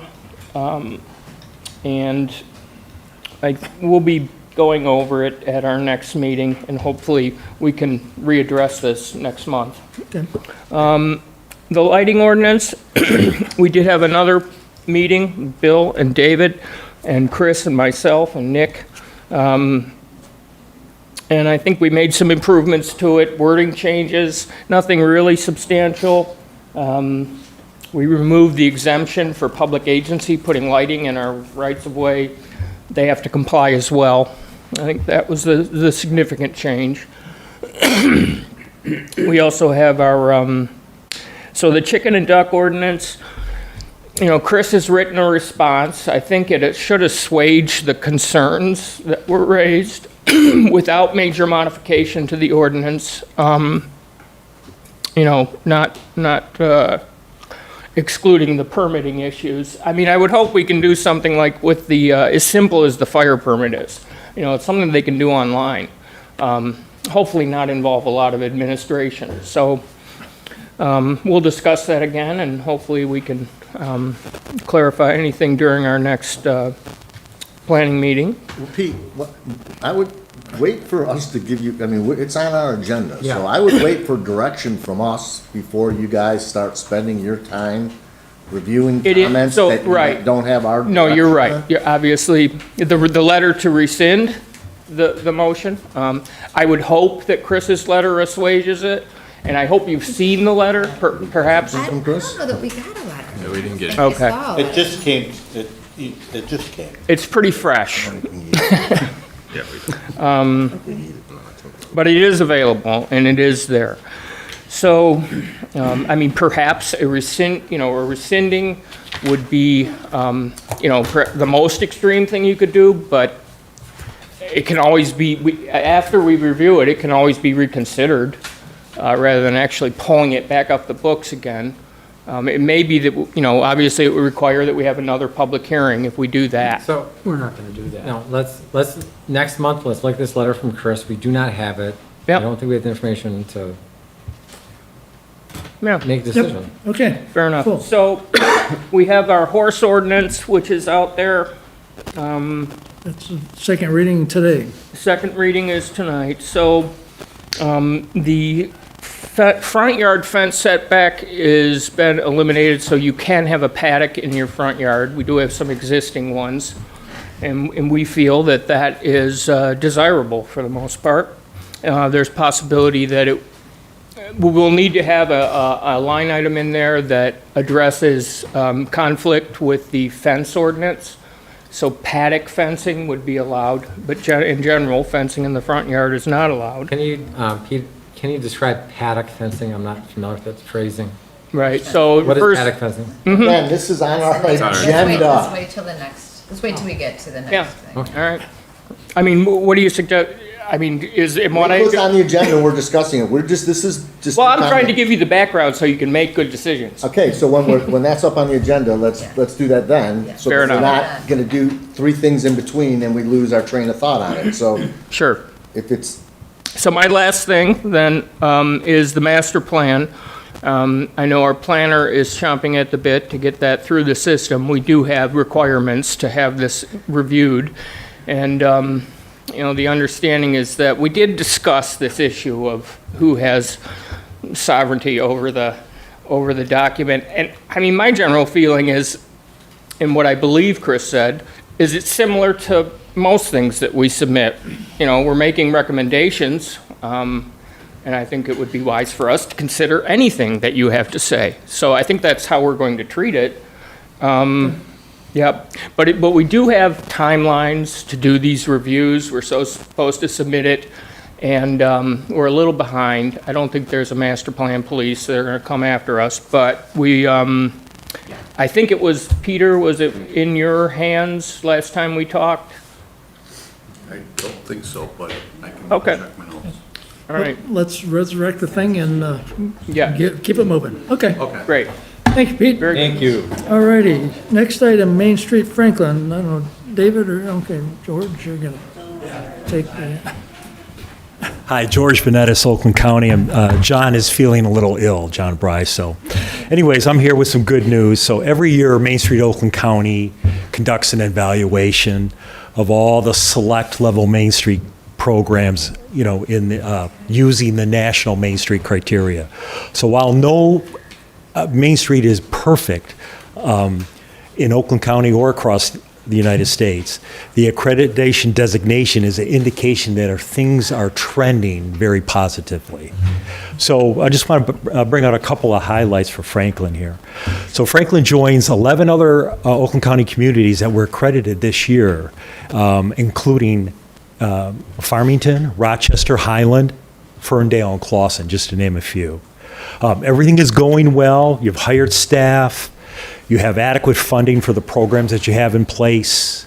There's a little bit of room for improvement in the diversifying of those funding sources. But you're using data to make program decisions based on market analysis like the ESRI data, the Placer IE data, and community input. So all that's working towards, you know, refining the work plan and to get that going. So those are all positive.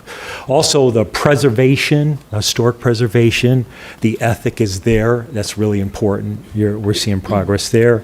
And then you're continuing towards having a balanced Main Street program of work of the 4 pillars of Main Street. That's economic vitality, design, promotion, and organization. So you're progressing nicely there. So, and lastly, the networks of volunteers is expanding. And so that's very good, you know, to carry out the programs that you need to do. And adding to that base of volunteers it's always going to lead to positive growth. So those are all great things. So in conclusion, what does the accreditation mean? It means that your program's in good standing with Main Street Oakland County, and we will, meaning Oakland County, will continue to support the program with funding, technical support at the highest level, and it also makes Franklin eligible for some of the national Main Street funding as well, such as, you know, technical support and some other fundings. So I would like to present this plaque, and Pam, she want to get a picture with everybody too, like we did last year? I wasn't ready for this. We have 3 council board members. I would like to not be the only person. Okay. Because Their No, yeah, I was saying whoever you would like to, can we just okay. get a quick picture? Do you want to do this right now? Go do it. Okay, Right this so, second? yeah, and, you know, Main Street America and Main Street Oakland County certifies that Main Street Franklin has been recognized for 2023, the accredited program. So congratulations. Come on. Anna, Lisa, any other business owners? The whole board. There you go.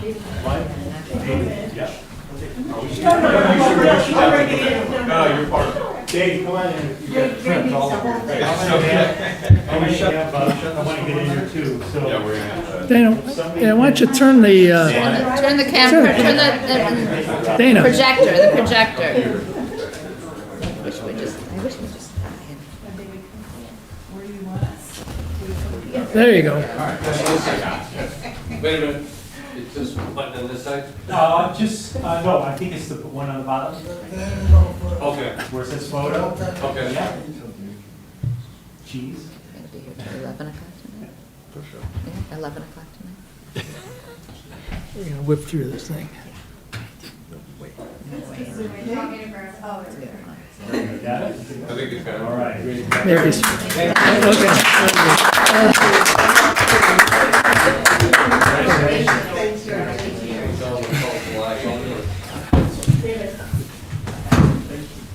And this comes with a $5 million grant, correct? Okay, next thing, Cellular Service Subcommittee report. The T-Mobile continues their process of installing, I believe it's 7 different nodes in and around Franklin. They tell us it'll be 9 months to a year until it's operational. AT&T is still in the final design stages, and they need to go through economic justification, all that internally, so they're a little further out. Verizon, we're nowhere with, but they're good. They're going to leave it the way they have it as their position, so. Have we agreed upon with T-Mobile already? They've already started? We have not, they have not started, but they have a plan in place that they think within 9 months to a year, they'll be done, so. So just one comment. So just similar to the chicken and ducks ordinance, this is another effort started from citizen resident statements here. That's where it started from one resident who was concerned about lack of cell phone coverage for his children's bus stop. It takes a long time sometimes, but it does matter that you come here and voice what's going right and wrong with the village. So we appreciate it. This isn't a direct outgrowth of that public comment.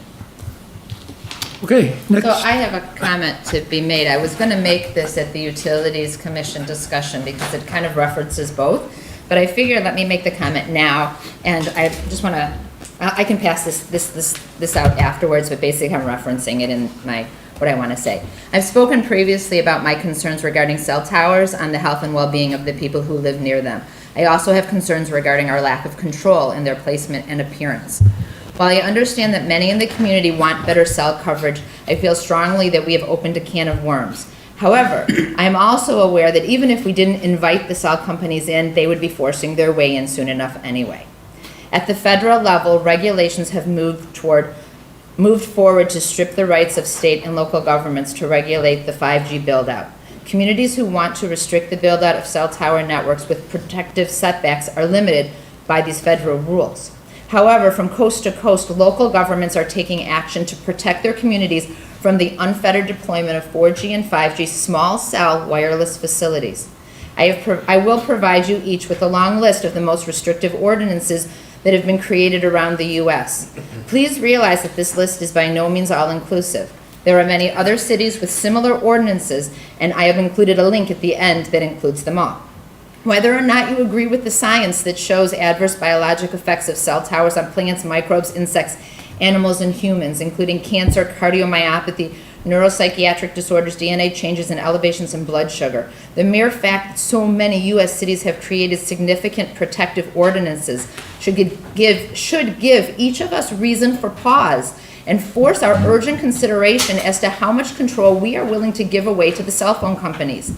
I am not suggesting that we must be so restrictive as some of these are, but I am asking that we take whatever control we have and we use it most wisely. I ask that we pause, review the issue and what others have done before us. Only then can we purposefully decide for ourselves what we should be doing to provide our community with the safest and best cell coverage. So if we were to have a utilities committee that could do this, then I would fully support its creation. And these are the different cities around town, around the United States that have done work. And again, this isn't not all-inclusive, and I will pass this to Dana and to Roger as Kathy, well. can I ask a quick question? You talk about all the medical issues. What about our smart meters? They let us enforce those. I fully agree, but there are things you can do about the smart meters. You can put them on a pole outside of your house. I definitely know that but you have to have them, but you don't have to have them on your house. You can put But a it's pole. still within the distance. But if it's not touching your house, it does lessen the severity of the Okay. EMFs in your home.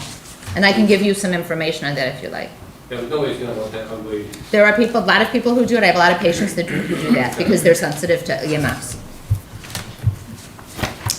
Yeah.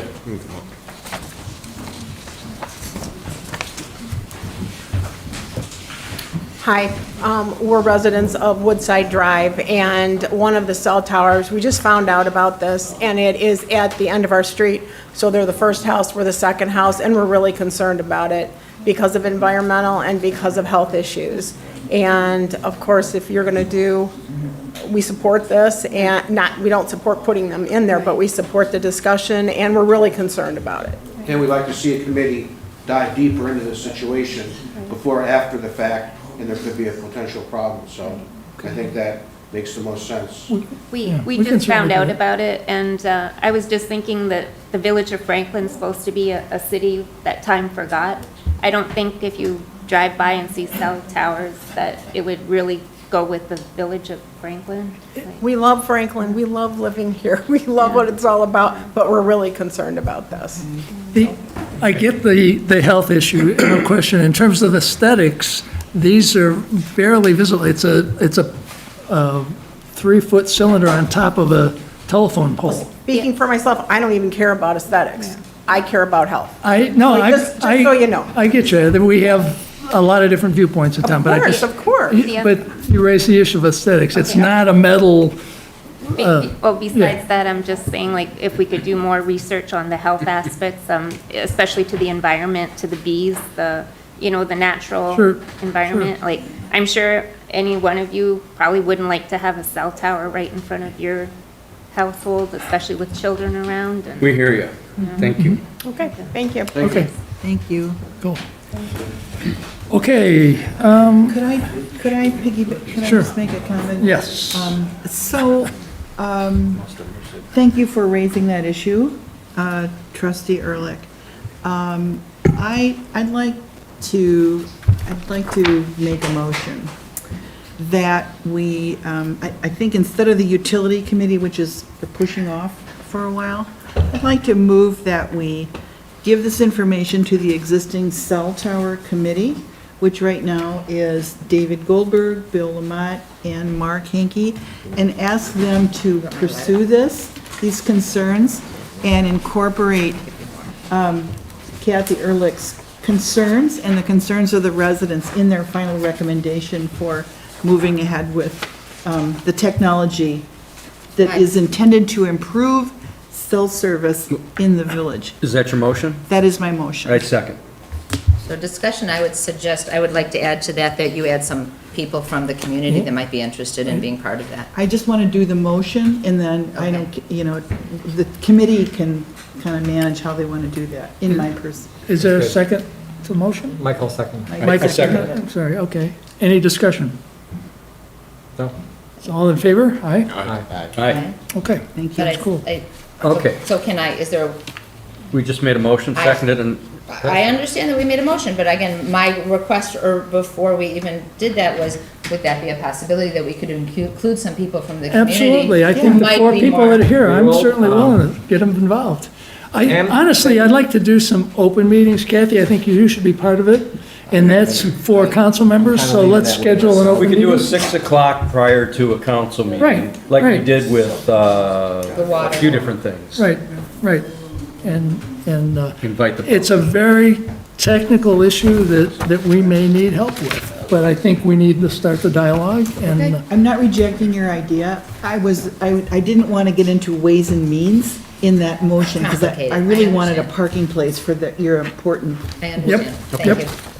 Okay, so we will, the committee, we got it, and we will schedule some open meetings or public meetings to talk about this one, so. Okay. Next issue, public hearing on the proposed budget for beginning, 23-24, beginning July 1st, 2023. Does anybody in the audience have a comment about?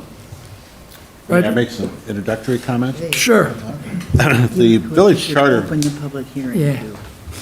the village charter requires that a budget, a preliminary budget be presented to the council at the first meeting in May. The only meeting in May, usually. Thank you. And with that is a public hearing. The public hearing is intended to hear from the community about things that they would like to see included in your future spending plans. So it coincides with the presentation of what is a preliminary budget. It's had some input from the Finance Committee. There are some things in the document, which I'll talk about a little bit later, that are reflections of input that we got from the Finance Committee. But otherwise, the purpose of this at the moment is to hear from the community about anything that they'd like to see you discuss and consider as you develop your budget. The budget adoption would be at the meeting in June. Yeah. Thank you. So the public hearing is open. Are there any comments? Anybody? Don't all rush to the podium at the same time. Have you seen? Mr. It David? hasn't been understood Rick? that that's what this is. Where is the? You have to come up. I don't think they have the budget. Right, how can they? how We can we don't they have, comment? we don't have the budget, so how do we? That was my question. It's hard to comment. It's right here. In the book or in the agenda packet or in their It's books? in the agenda The packet. agenda pack. Okay, because I didn't see it the other day. It was late ad. Yeah, it was in the stuff that was sent out Friday. It's, Okay. It's quite for thick. us, it's special reports. We'll have it, It's not a 23-24 budget. It's, well, I guess it is. I'm sorry. Because there's about 10 pages of stuff here that shows Double-sided. revenue and goes through the, All right. if you'd like, we'll get you another copy. I was seeing the disbursements, didn't see the budget percent. okay. Yeah, it's under special reports, David. There will be other opportunities to comment on it, David, so. Rick, I'm sorry, your last name is David. Okay, any other? I close the public hearing, and let's move on to the rest of the, nope. You have a comment? Yeah, I'm concerned that people don't know how to speak to this issue. I agree. So I wonder, before you close the meeting, the public hearing, Roger, would you please go through the high points of the budget and explain to the audience at home and in this room, what's the budget for, what is changing from last year, and anything that you think is notable for people to have in their hands right at this point?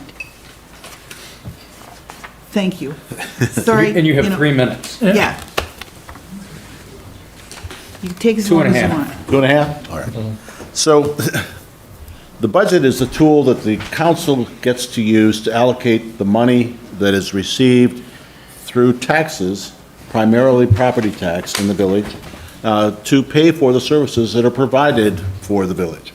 And we have in the budget quite a large number of line items. The biggest single expenditures are in the general fund and in our bond proceeds that was a voted on issue some time ago. But the fact is that the majority of our general fund money is spent in the police department. We have an administrative program, we have expenses associated with Each of the the village commissions, committees, and the council has a budget as well. There's a budget for the library that's part of what we adopt. There's a budget for the police department that's part of what, I meant to say the fire department. So we have each of those items that are included in there. In the document that you received as a part of this package, the line item expenditures have been updated where next year's costs are reasonably known or predictable. The same is true for revenues, which have been updated, for example, property taxes and the effects of the Headley override. As you know, the Headley factor is intended to moderate tax growth locally so that it doesn't exceed the rate of growth in property values. And there isn't a factor that is adjusted each year that goes on that basis.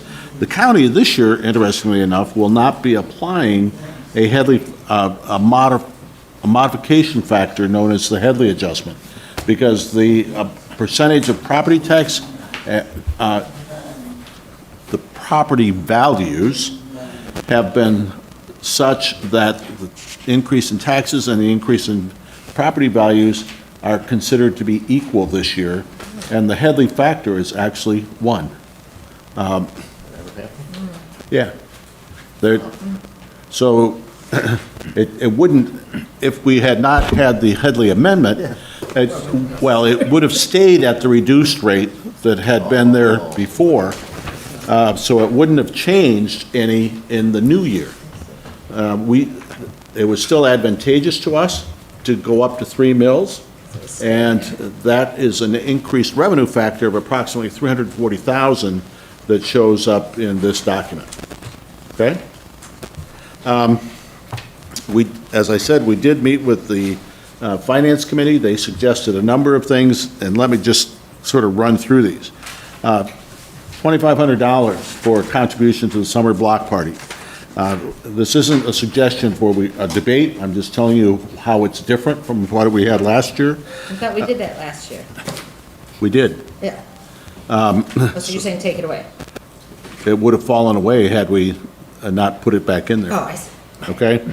$15,000 as a suggestion for an expenditure for the bicentennial. Economic development and structurally has been moved out of the general fund into its own account so that it's, you'll see it on a list of community services in the program budget.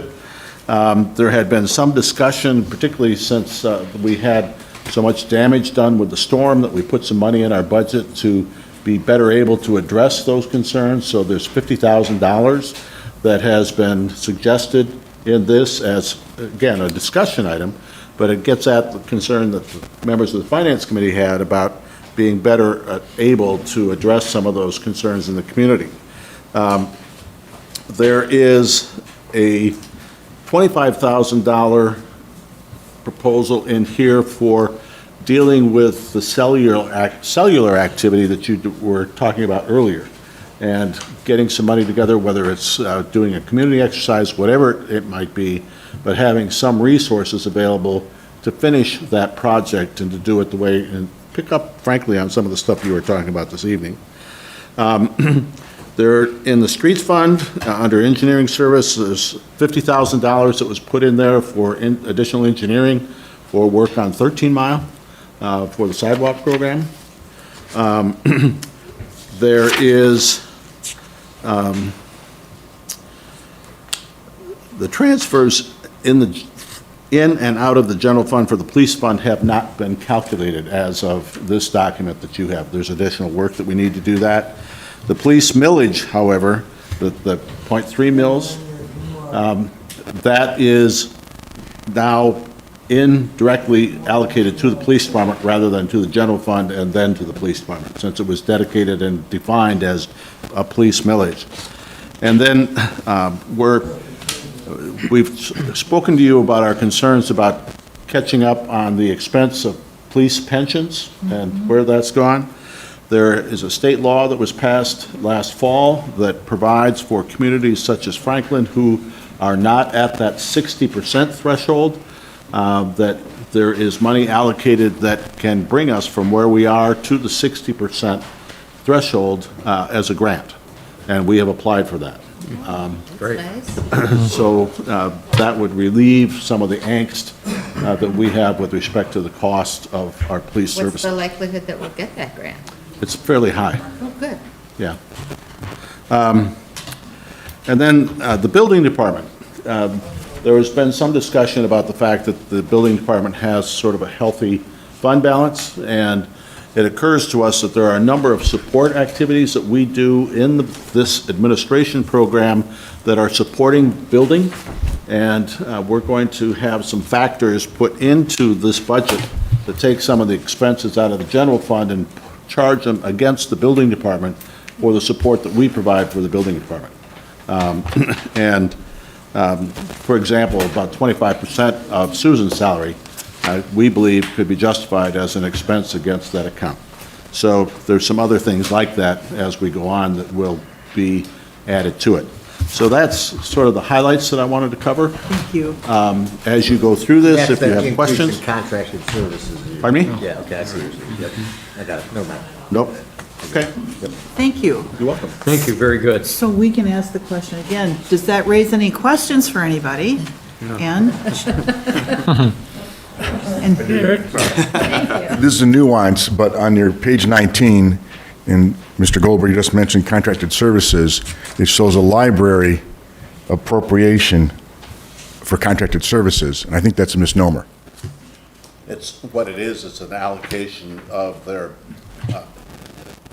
tax revenue that has, The library has its own millage. that's Right. right, but it comes to us. It comes through you as an administrative agent, but it is the library millage and is not. Whatever we get, we give to the Well, it's not- library. no, you don't have that option, is the point I'm making. Right. It's our own millage, so you're strictly an administrative agent. You don't have any budget authority Right, over the sir. library. Right. But the, Right. Okay.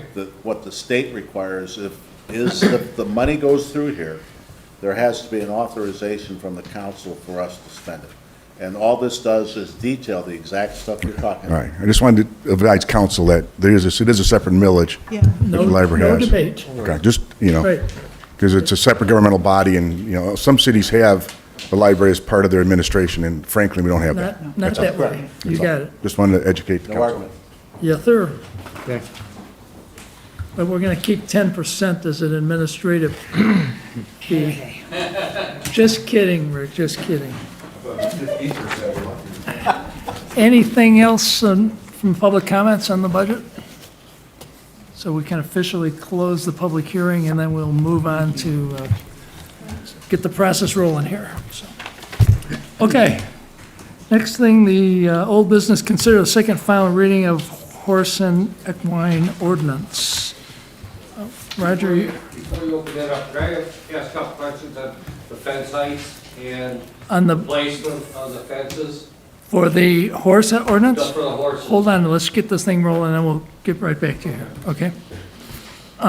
We have a letter from McKenna and the revised,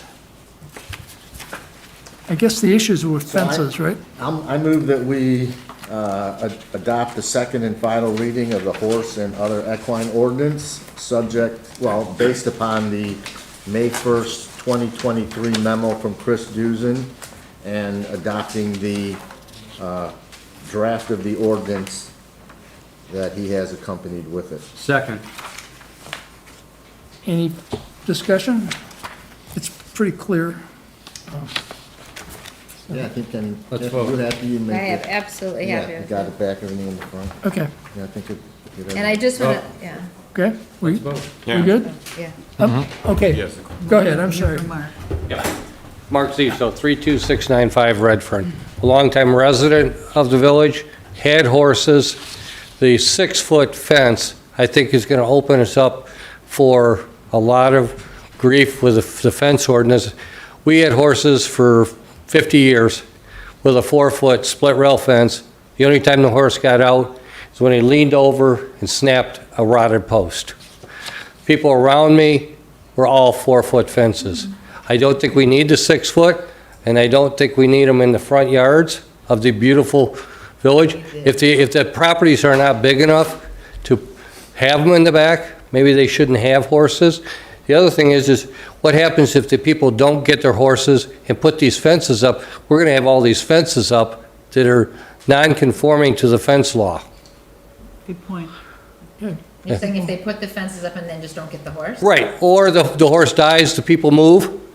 We're stuck with looking at a split rail fence that is a maintenance. I mean, it's not like these iron fences or anything else that you put up. I mean, you have to maintain them, and people are not gonna do that. They're gonna just start falling. So what are you suggesting, that that the resident needs to remove the fence if they move? Or Yes. if Yes, they- I would say that- If they no longer have horses? Yes, I would say both ways. Okay. But if you have a house that has a horse that has that, maybe they'll say, I'm gonna get a horse soon. But to give them a time frame. Because we go to these 6-foot fences, which is out of the ordinance, the fence ordinance. You don't need 6 foot for a horse.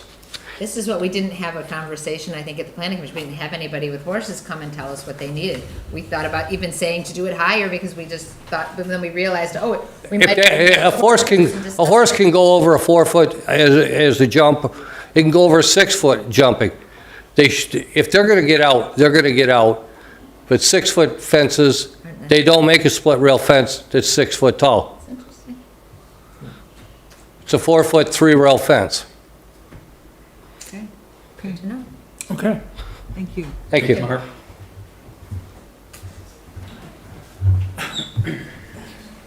Let's get the planning commission perspective here. Yeah, Go I'll ahead. respond to that a little bit. Appreciate your comments. They're good comments.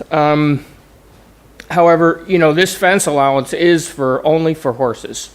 So if there were to no longer be a horse there, it would be a violation and it would need to be taken down. Okay, Thank you. good. Okay. 30. So can we move to change it to a 4 foot? Is that okay? I don't need to do that. No. I'm fine with it as written. If You're saying okay with it the way split it's rail written? fences are Okay. Well, harder. it doesn't say it has to be 6 feet, it says you can put it. Between 4 and Is 6. there, it says between 4 and 6. It doesn't say that it's required to be 6 foot, right? Right, but if they start putting 6 foot fences up. That's their But choice. you But that's said, their you said they're choice. not available, so no. Yeah, that's People their would put choice. some type of a 6 foot fence. They get 4x4s and put 1x6 across it and make a 6 foot fence. Minimum of 4 feet in height. That's fine. I think it's, Okay, okay.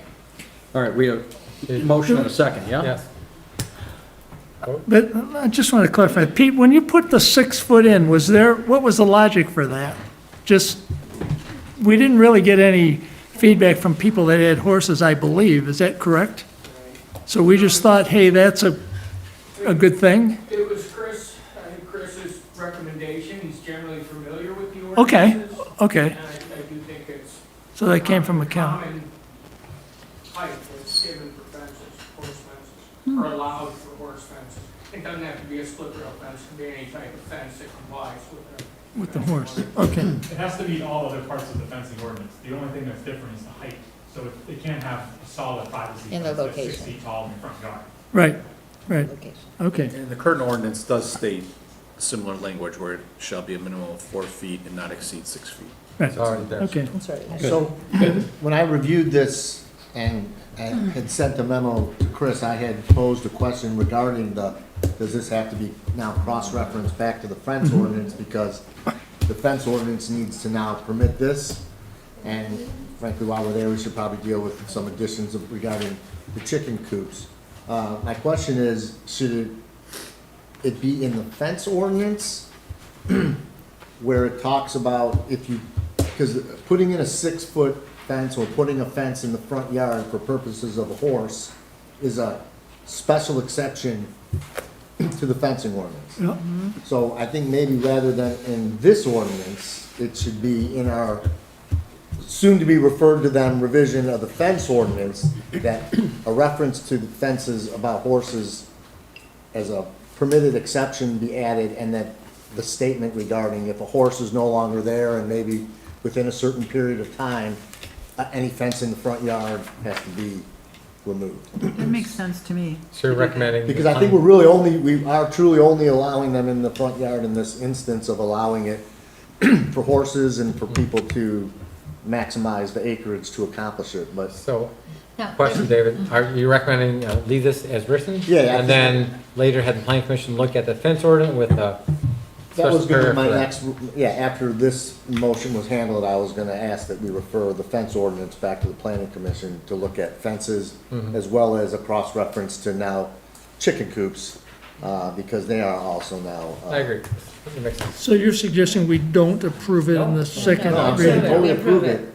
No, I'm saying approve it, but the comments that Mark made, which are excellent, should be in the fence ordinance, not necessarily in this ordinance, because it's the fence part of it that we're Okay. concerned Okay, about. so we're gonna approve this, Yeah. and then Planning will look at the fence Yeah. ordinance. planning will follow up on fence. The other question would be, if they're gonna have them in the front yard, are they gonna have to keep that, is there really a maintenance situation? 'Cause usually when there's horses, nobody takes care of that property. We'll talk about that in the planning commission. That would be a place for the planning commission to discuss it. Okay. There we go. Okay, vote. Okay, any other questions or comments? Okay, so we're ready to vote on approving the horse and equine ordinance in its second reading. All in favor? Aye. Opposed? Okay. I want to say thank you from 9 people on Facebook that remember Penny and Chips, the donkey and the horse that used to live on Scenic, and they were saying how much they remember those animals and how much they impacted their lives when they were growing up here in Franklin, and so this is I Cool. think We're back to where we're we back used to to the be. past. Very It's good. nice. Old business B, the lighting ordinance, we did have a meeting this week, so I think,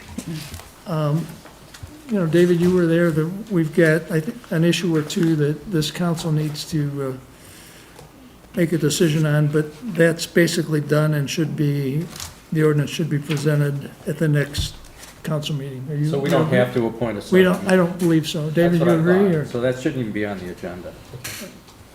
I'm not entirely sure that if the lighting ordinance comes to council that it will be approved. So if the subcommittee is to create somewhat of a intermediary to have conversations between the council and the planning commission to better resolve it so that we can land on a spot that, again, to put the planning commission in a position to succeed, then I would support the subcommittee.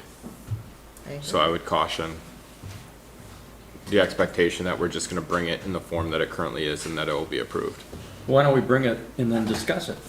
And if we feel we can't reach consensus, we could send it back for. I think it has been brought several times. So then my recommendation would be that the current language be given to council or circulated to council as soon as possible, so that we can be very diligent and thoughtful Okay.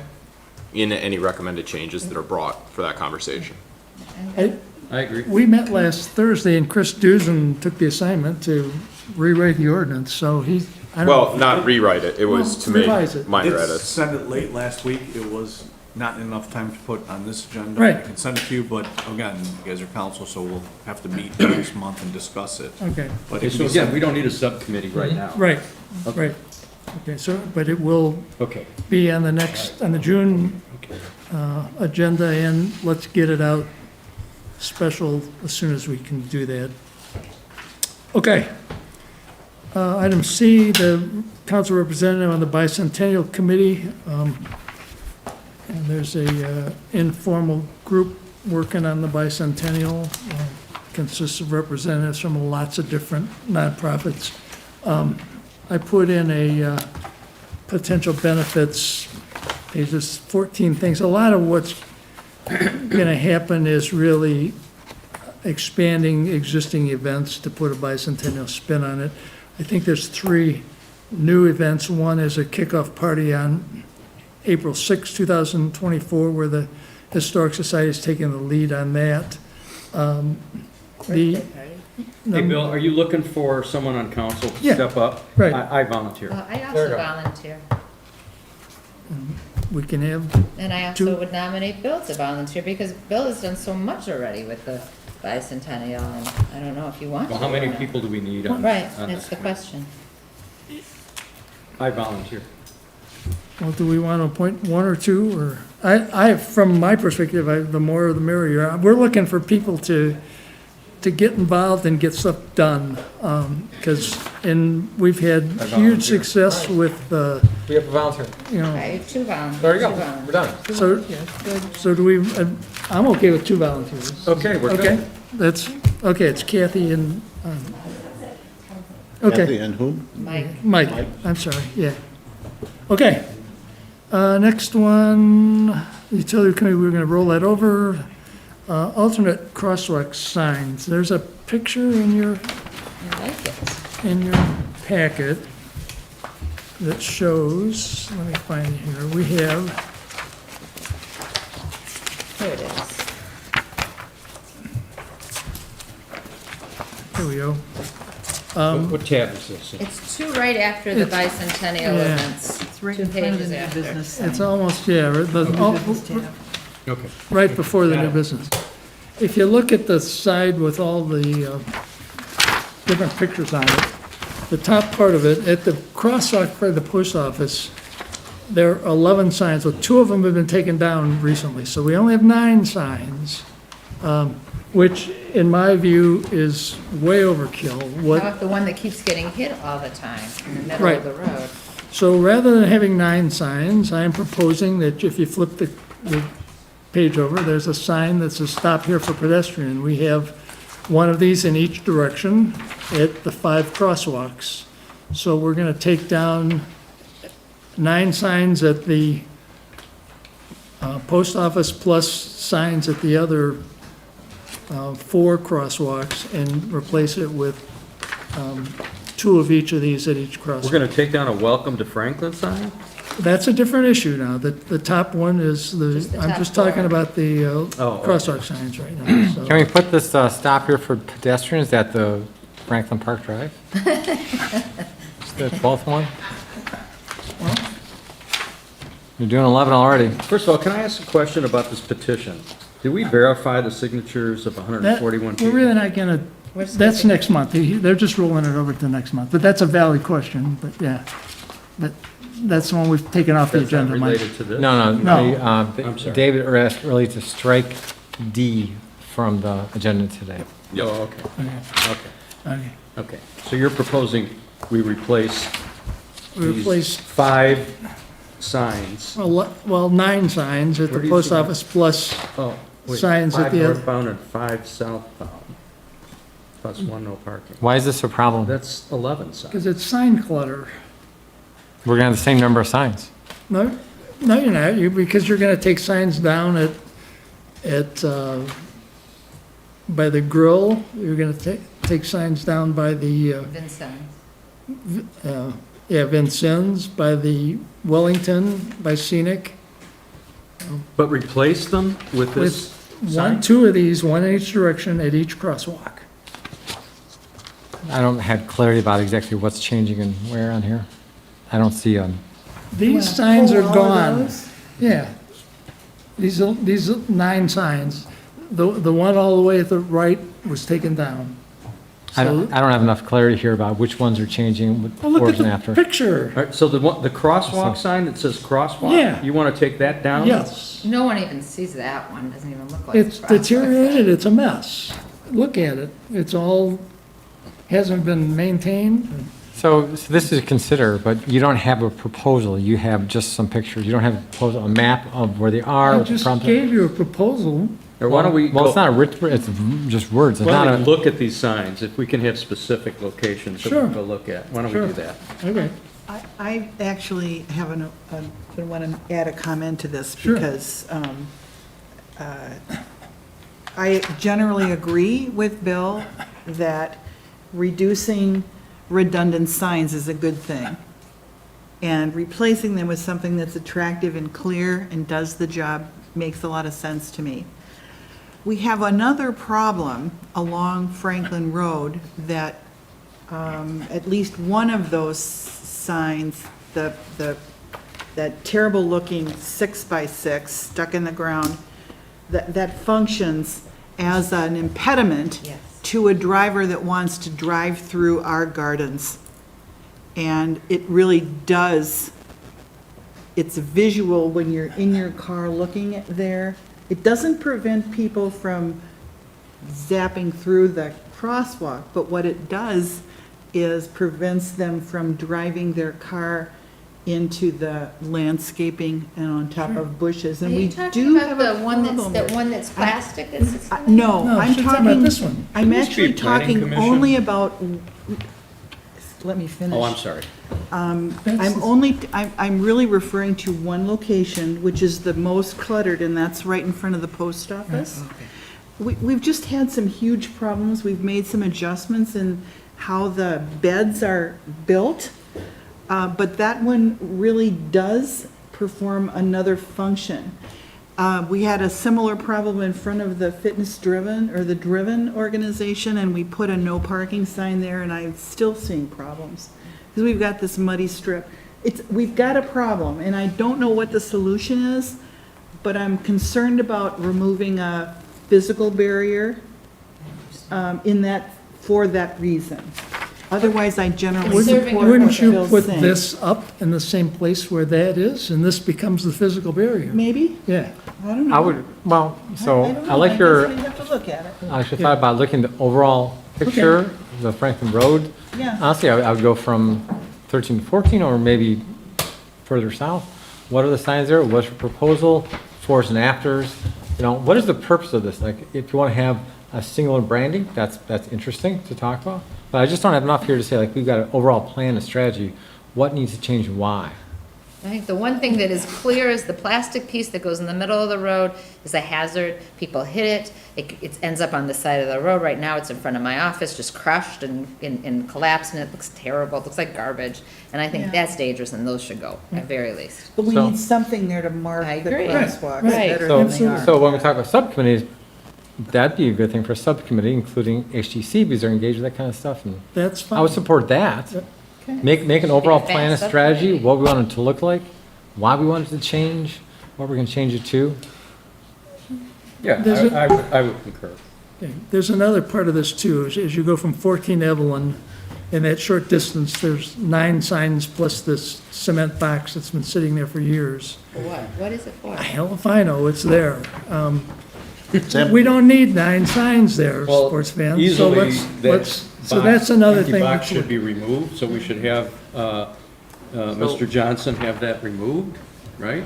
So, That's so, not an issue. I propose that we, if people are interested in this, do a whole, a holistic look at Franklin Road, the signage we have, what's working, what's not working, what needs to be there, like Pam was talking about. I sure don't want to take our welcome to Franklin sign down. That was an initiative that I created back when I was at the FCA, and So, I don't think anyone's looking to take those down. No. Okay, well, I'm confused, because it shows these signs No, as though Mike, all I'm doing you're is just saying pointing out there's that too many signs there. There's too many. Well, Okay. let's take some I out. don't disagree with that. Right, Yeah. right. Well, let's remove that cement box. That's ridiculous. I mean, if there's nothing in it, it's an eyesore. Why, Right. it shouldn't take us on council to do this. We should just Right. instruct Mr. Johnson or someone to remove it. so, So And then let's look at the additional signs that you've got So who- indicated here. who's interested in putting together a plan? No one?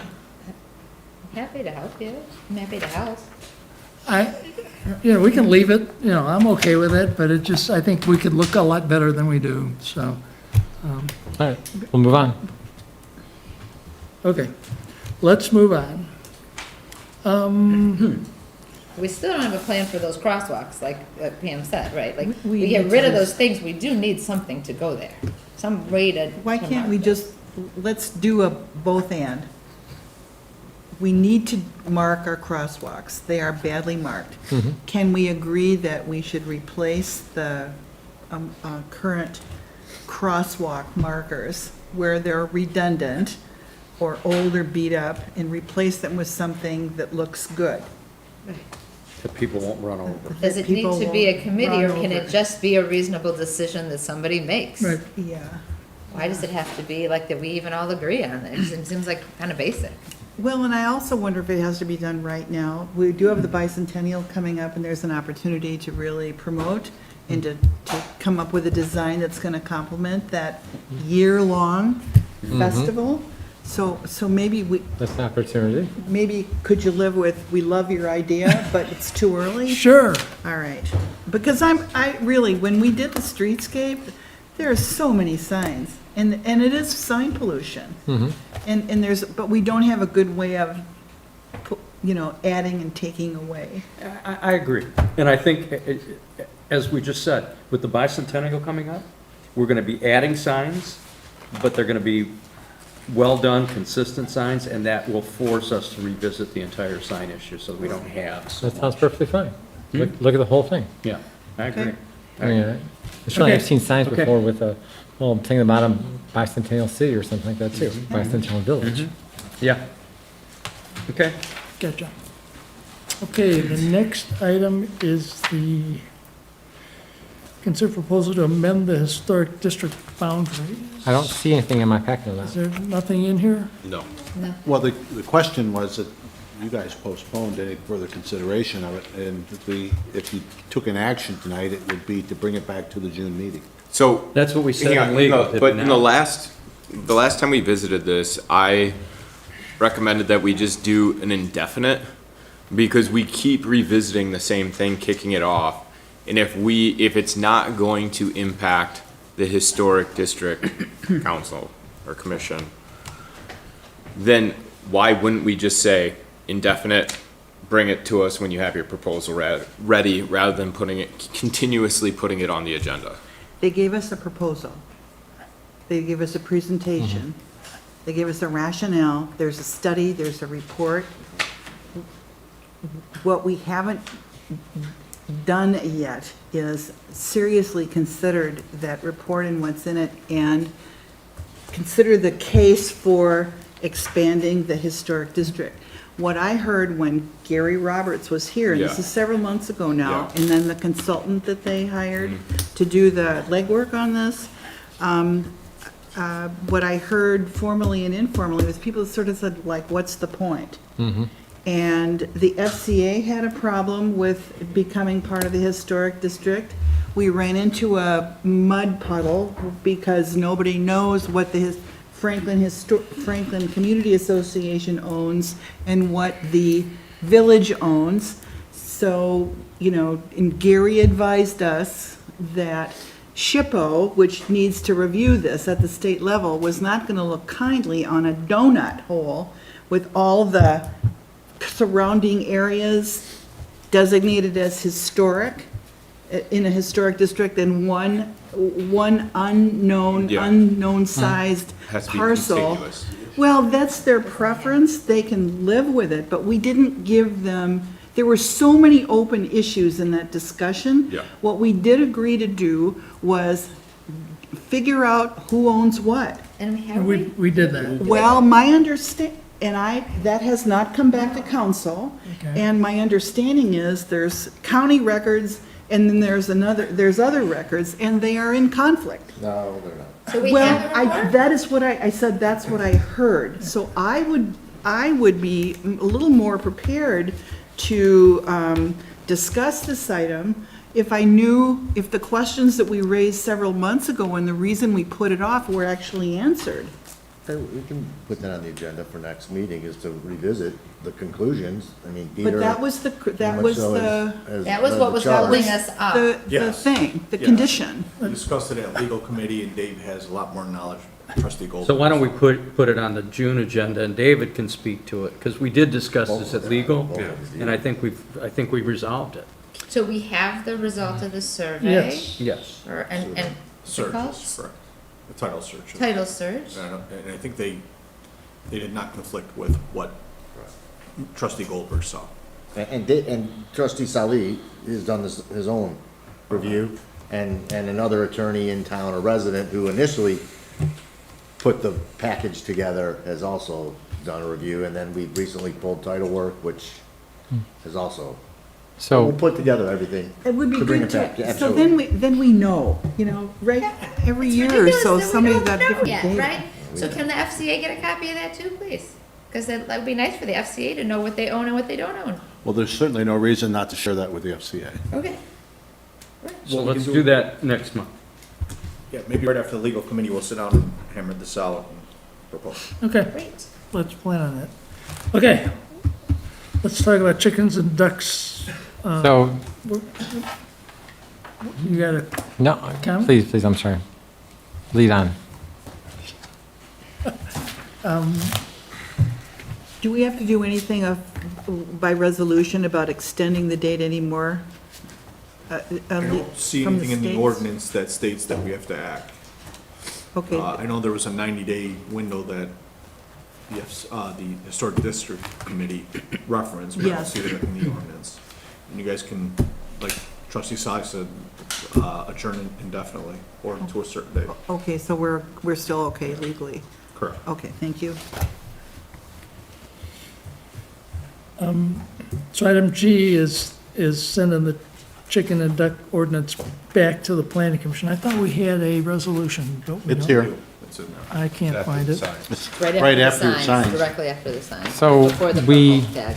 So we passed this already. Okay. It is law already. We passed it for sure at a second reading. I don't know if administration has gone through all of the process to make it an official law. So, Peter mentioned there's another letter which was meant to clarify this. I would suggest delaying this until we see that letter that Peter was referring to, that we didn't get yet. Wait, don't we have a situation where the lady, the woman that was here is looking for clarification because she's ordered and has taken delivery? Correct. And we said that, I think we resolved this, and that there's no reason for us to hold her up. Yeah, that is where I stand right now. That's my Yeah. understanding. Yeah. So. If she meets the so criteria of the then ordinance. she Let's should make get- a motion to adopt the resolution. No, It's already- it's already done. It's Oh, it's law. already done. It's an So ordinance.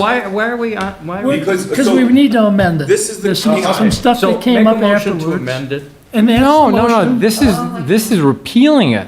No, we're not repealing. That's what this This says. resolution is. This is repealing it. You can amend the resolution however you like.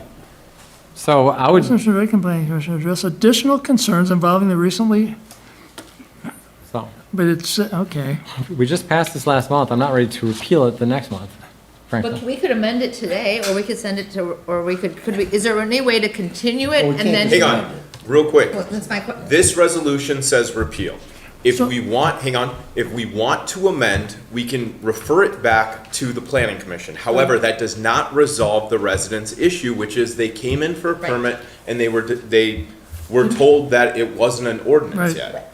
Is there a way to continue the ordinance as it is, and we can And discuss? issue her permit. And issue Correct. her a permit, let her start, and but then still make amendments to it. Just take this There number is. one under therefore out. No, no, Wait, we don't need, Let Should be on the Peter. books.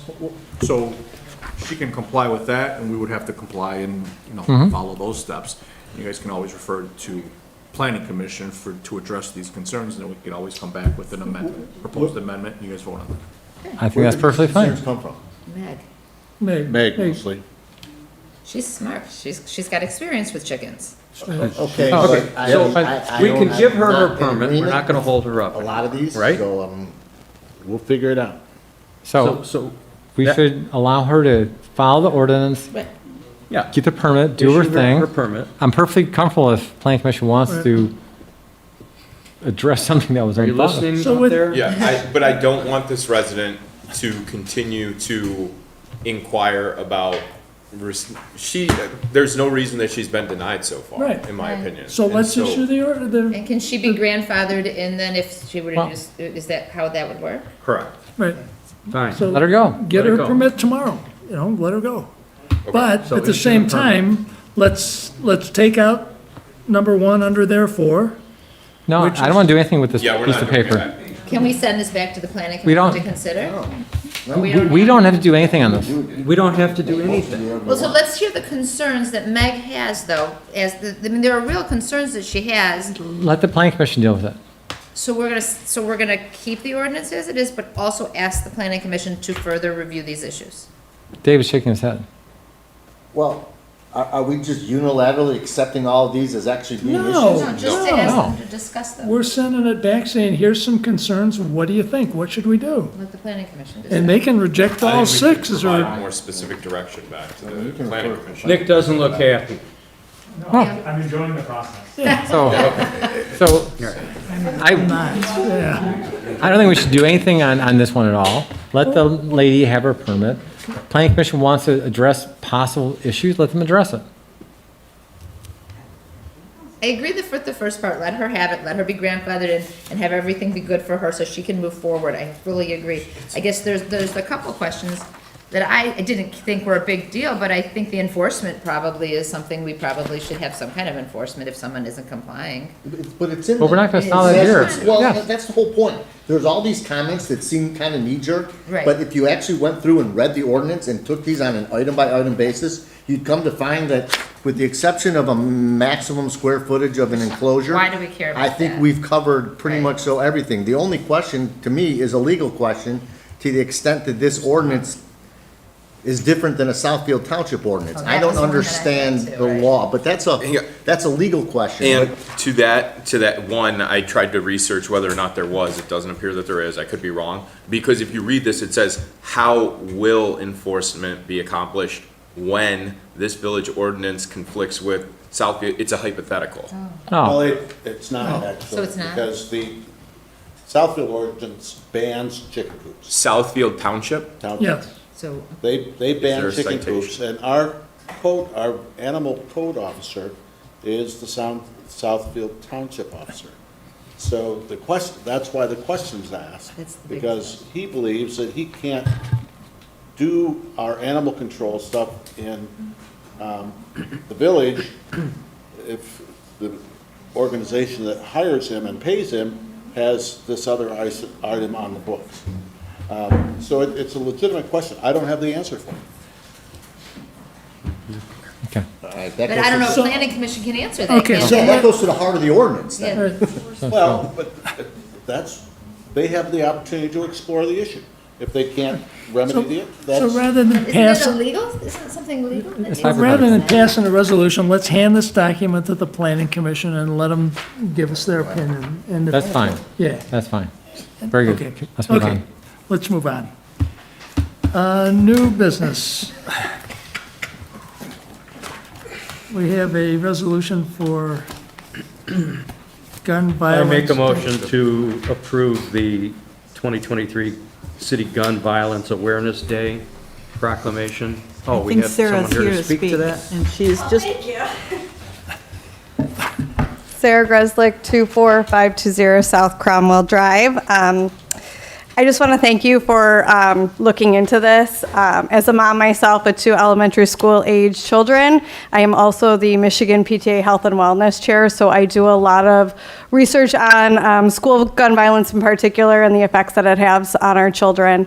And last year, 18 cities in Oakland County, as well as the governor of Michigan, did declare that day, Gun Violence Awareness Day, where you're all supposed to wear orange to show, signify that you stand with gun violence victims as well as awareness in your community. I just want to share a quick story of how I got involved and why I got involved. It was the day after the Oxford shooting. It was really hard to walk my kids into school the next day. And I just, after I walked my kids into school, I sat in the parking lot and I couldn't quite drive away yet. And at the time, Officer Goodrow, who was a police officer here in Franklin at the time, he walked up to school and he was sitting in his squad car and he just kept looking at the school and you could tell he just didn't know what to do. And he just goes up to the flagpole and with tears in his eyes, he just started to put the flag at half-mast. And I just got out of my car and we hugged and we just, all he could say was, I don't ever want to come here to this elementary school for a reason that could be prevented. Just the amount of things that happen for, violence in our kids' school is outrageous, and no matter what side you're on, so many of us at least believe in recognizing that something needs to be done. So if you do go ahead and issue this proclamation, it goes and says that you're aware of the issue. You stand with the other cities in our county that are doing this, as well as Congresswoman Rashida Tlaib. She and I met last week, as well as I'm meeting with Birmingham Public Schools tomorrow to talk about this issue as well. So just thank you so much for reading it and looking into it. I really appreciate it as a resident. So Well, thank I've made the Sarah. motion, and it's the first Sarah. Friday in Yep. June. And Thank you for sharing your story, and thank you for bringing it here. Thank you. I've made the motion, it's the first Friday in June, and we support this. Is there a second the motion. second? Any I discussion?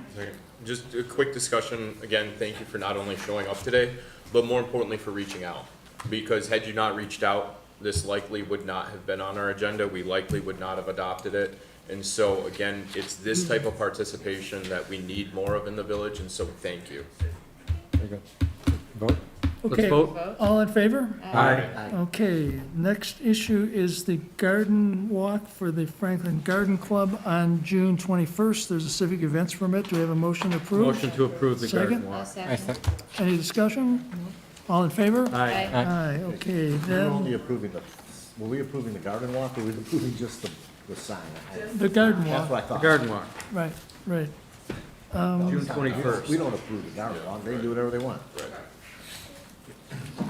Have we not already covered item C with the preliminary budget? Yes. Yes. Yeah, so we can skip that one, and then the budget workshop, May 15th. May 15th. You just need to adopt that. Yeah, Motion to approve a budget workshop, May 15th at 6 PM here at is there a Village second? Hall. I'll second. Second, any discussion? I'm not available that night, but we'll just have it. I'm not either, But honestly. I will provide a written comments to my comments. Three of us. So who- Right, if who there's is- three that aren't gonna be, Do we have not, yeah, maybe we need to pick another night. Right. Yeah, Yeah. right. I would be in favor of picking a different night. Yeah, me Oh, too. Okay. With- What's good for everybody? Well, other days that week, we have planning on Wednesday, FCA's on Tuesday. ZBA on Thursday, right? Tuesday, I can do Tuesday, the 16th. What does Tuesday look like? Fine. I have FCA, but I can miss it, it's Then okay. I'll do it. Tuesday's good. Let's, Tuesday at 6 o'clock. Tuesday, 16th. 16th. That Roger, won't were work for you me, but looking for that's okay. something? Motion It to, doesn't work for you? No, but I'm out of town all that week, so we're doing it Can we- at 6 can we- o'clock, right? if we get into some Zoom stuff, I We could can do be, some talking. Can we do Zoom? Well, we Can we can, do I mean, Zoom? we can certainly have a computer up so Bill can participate. Yeah. Okay. okay. So it's Tuesday? Tuesday, the 16th, at 6 o'clock. Okay, is that okay? Yep. Meeting adjourned.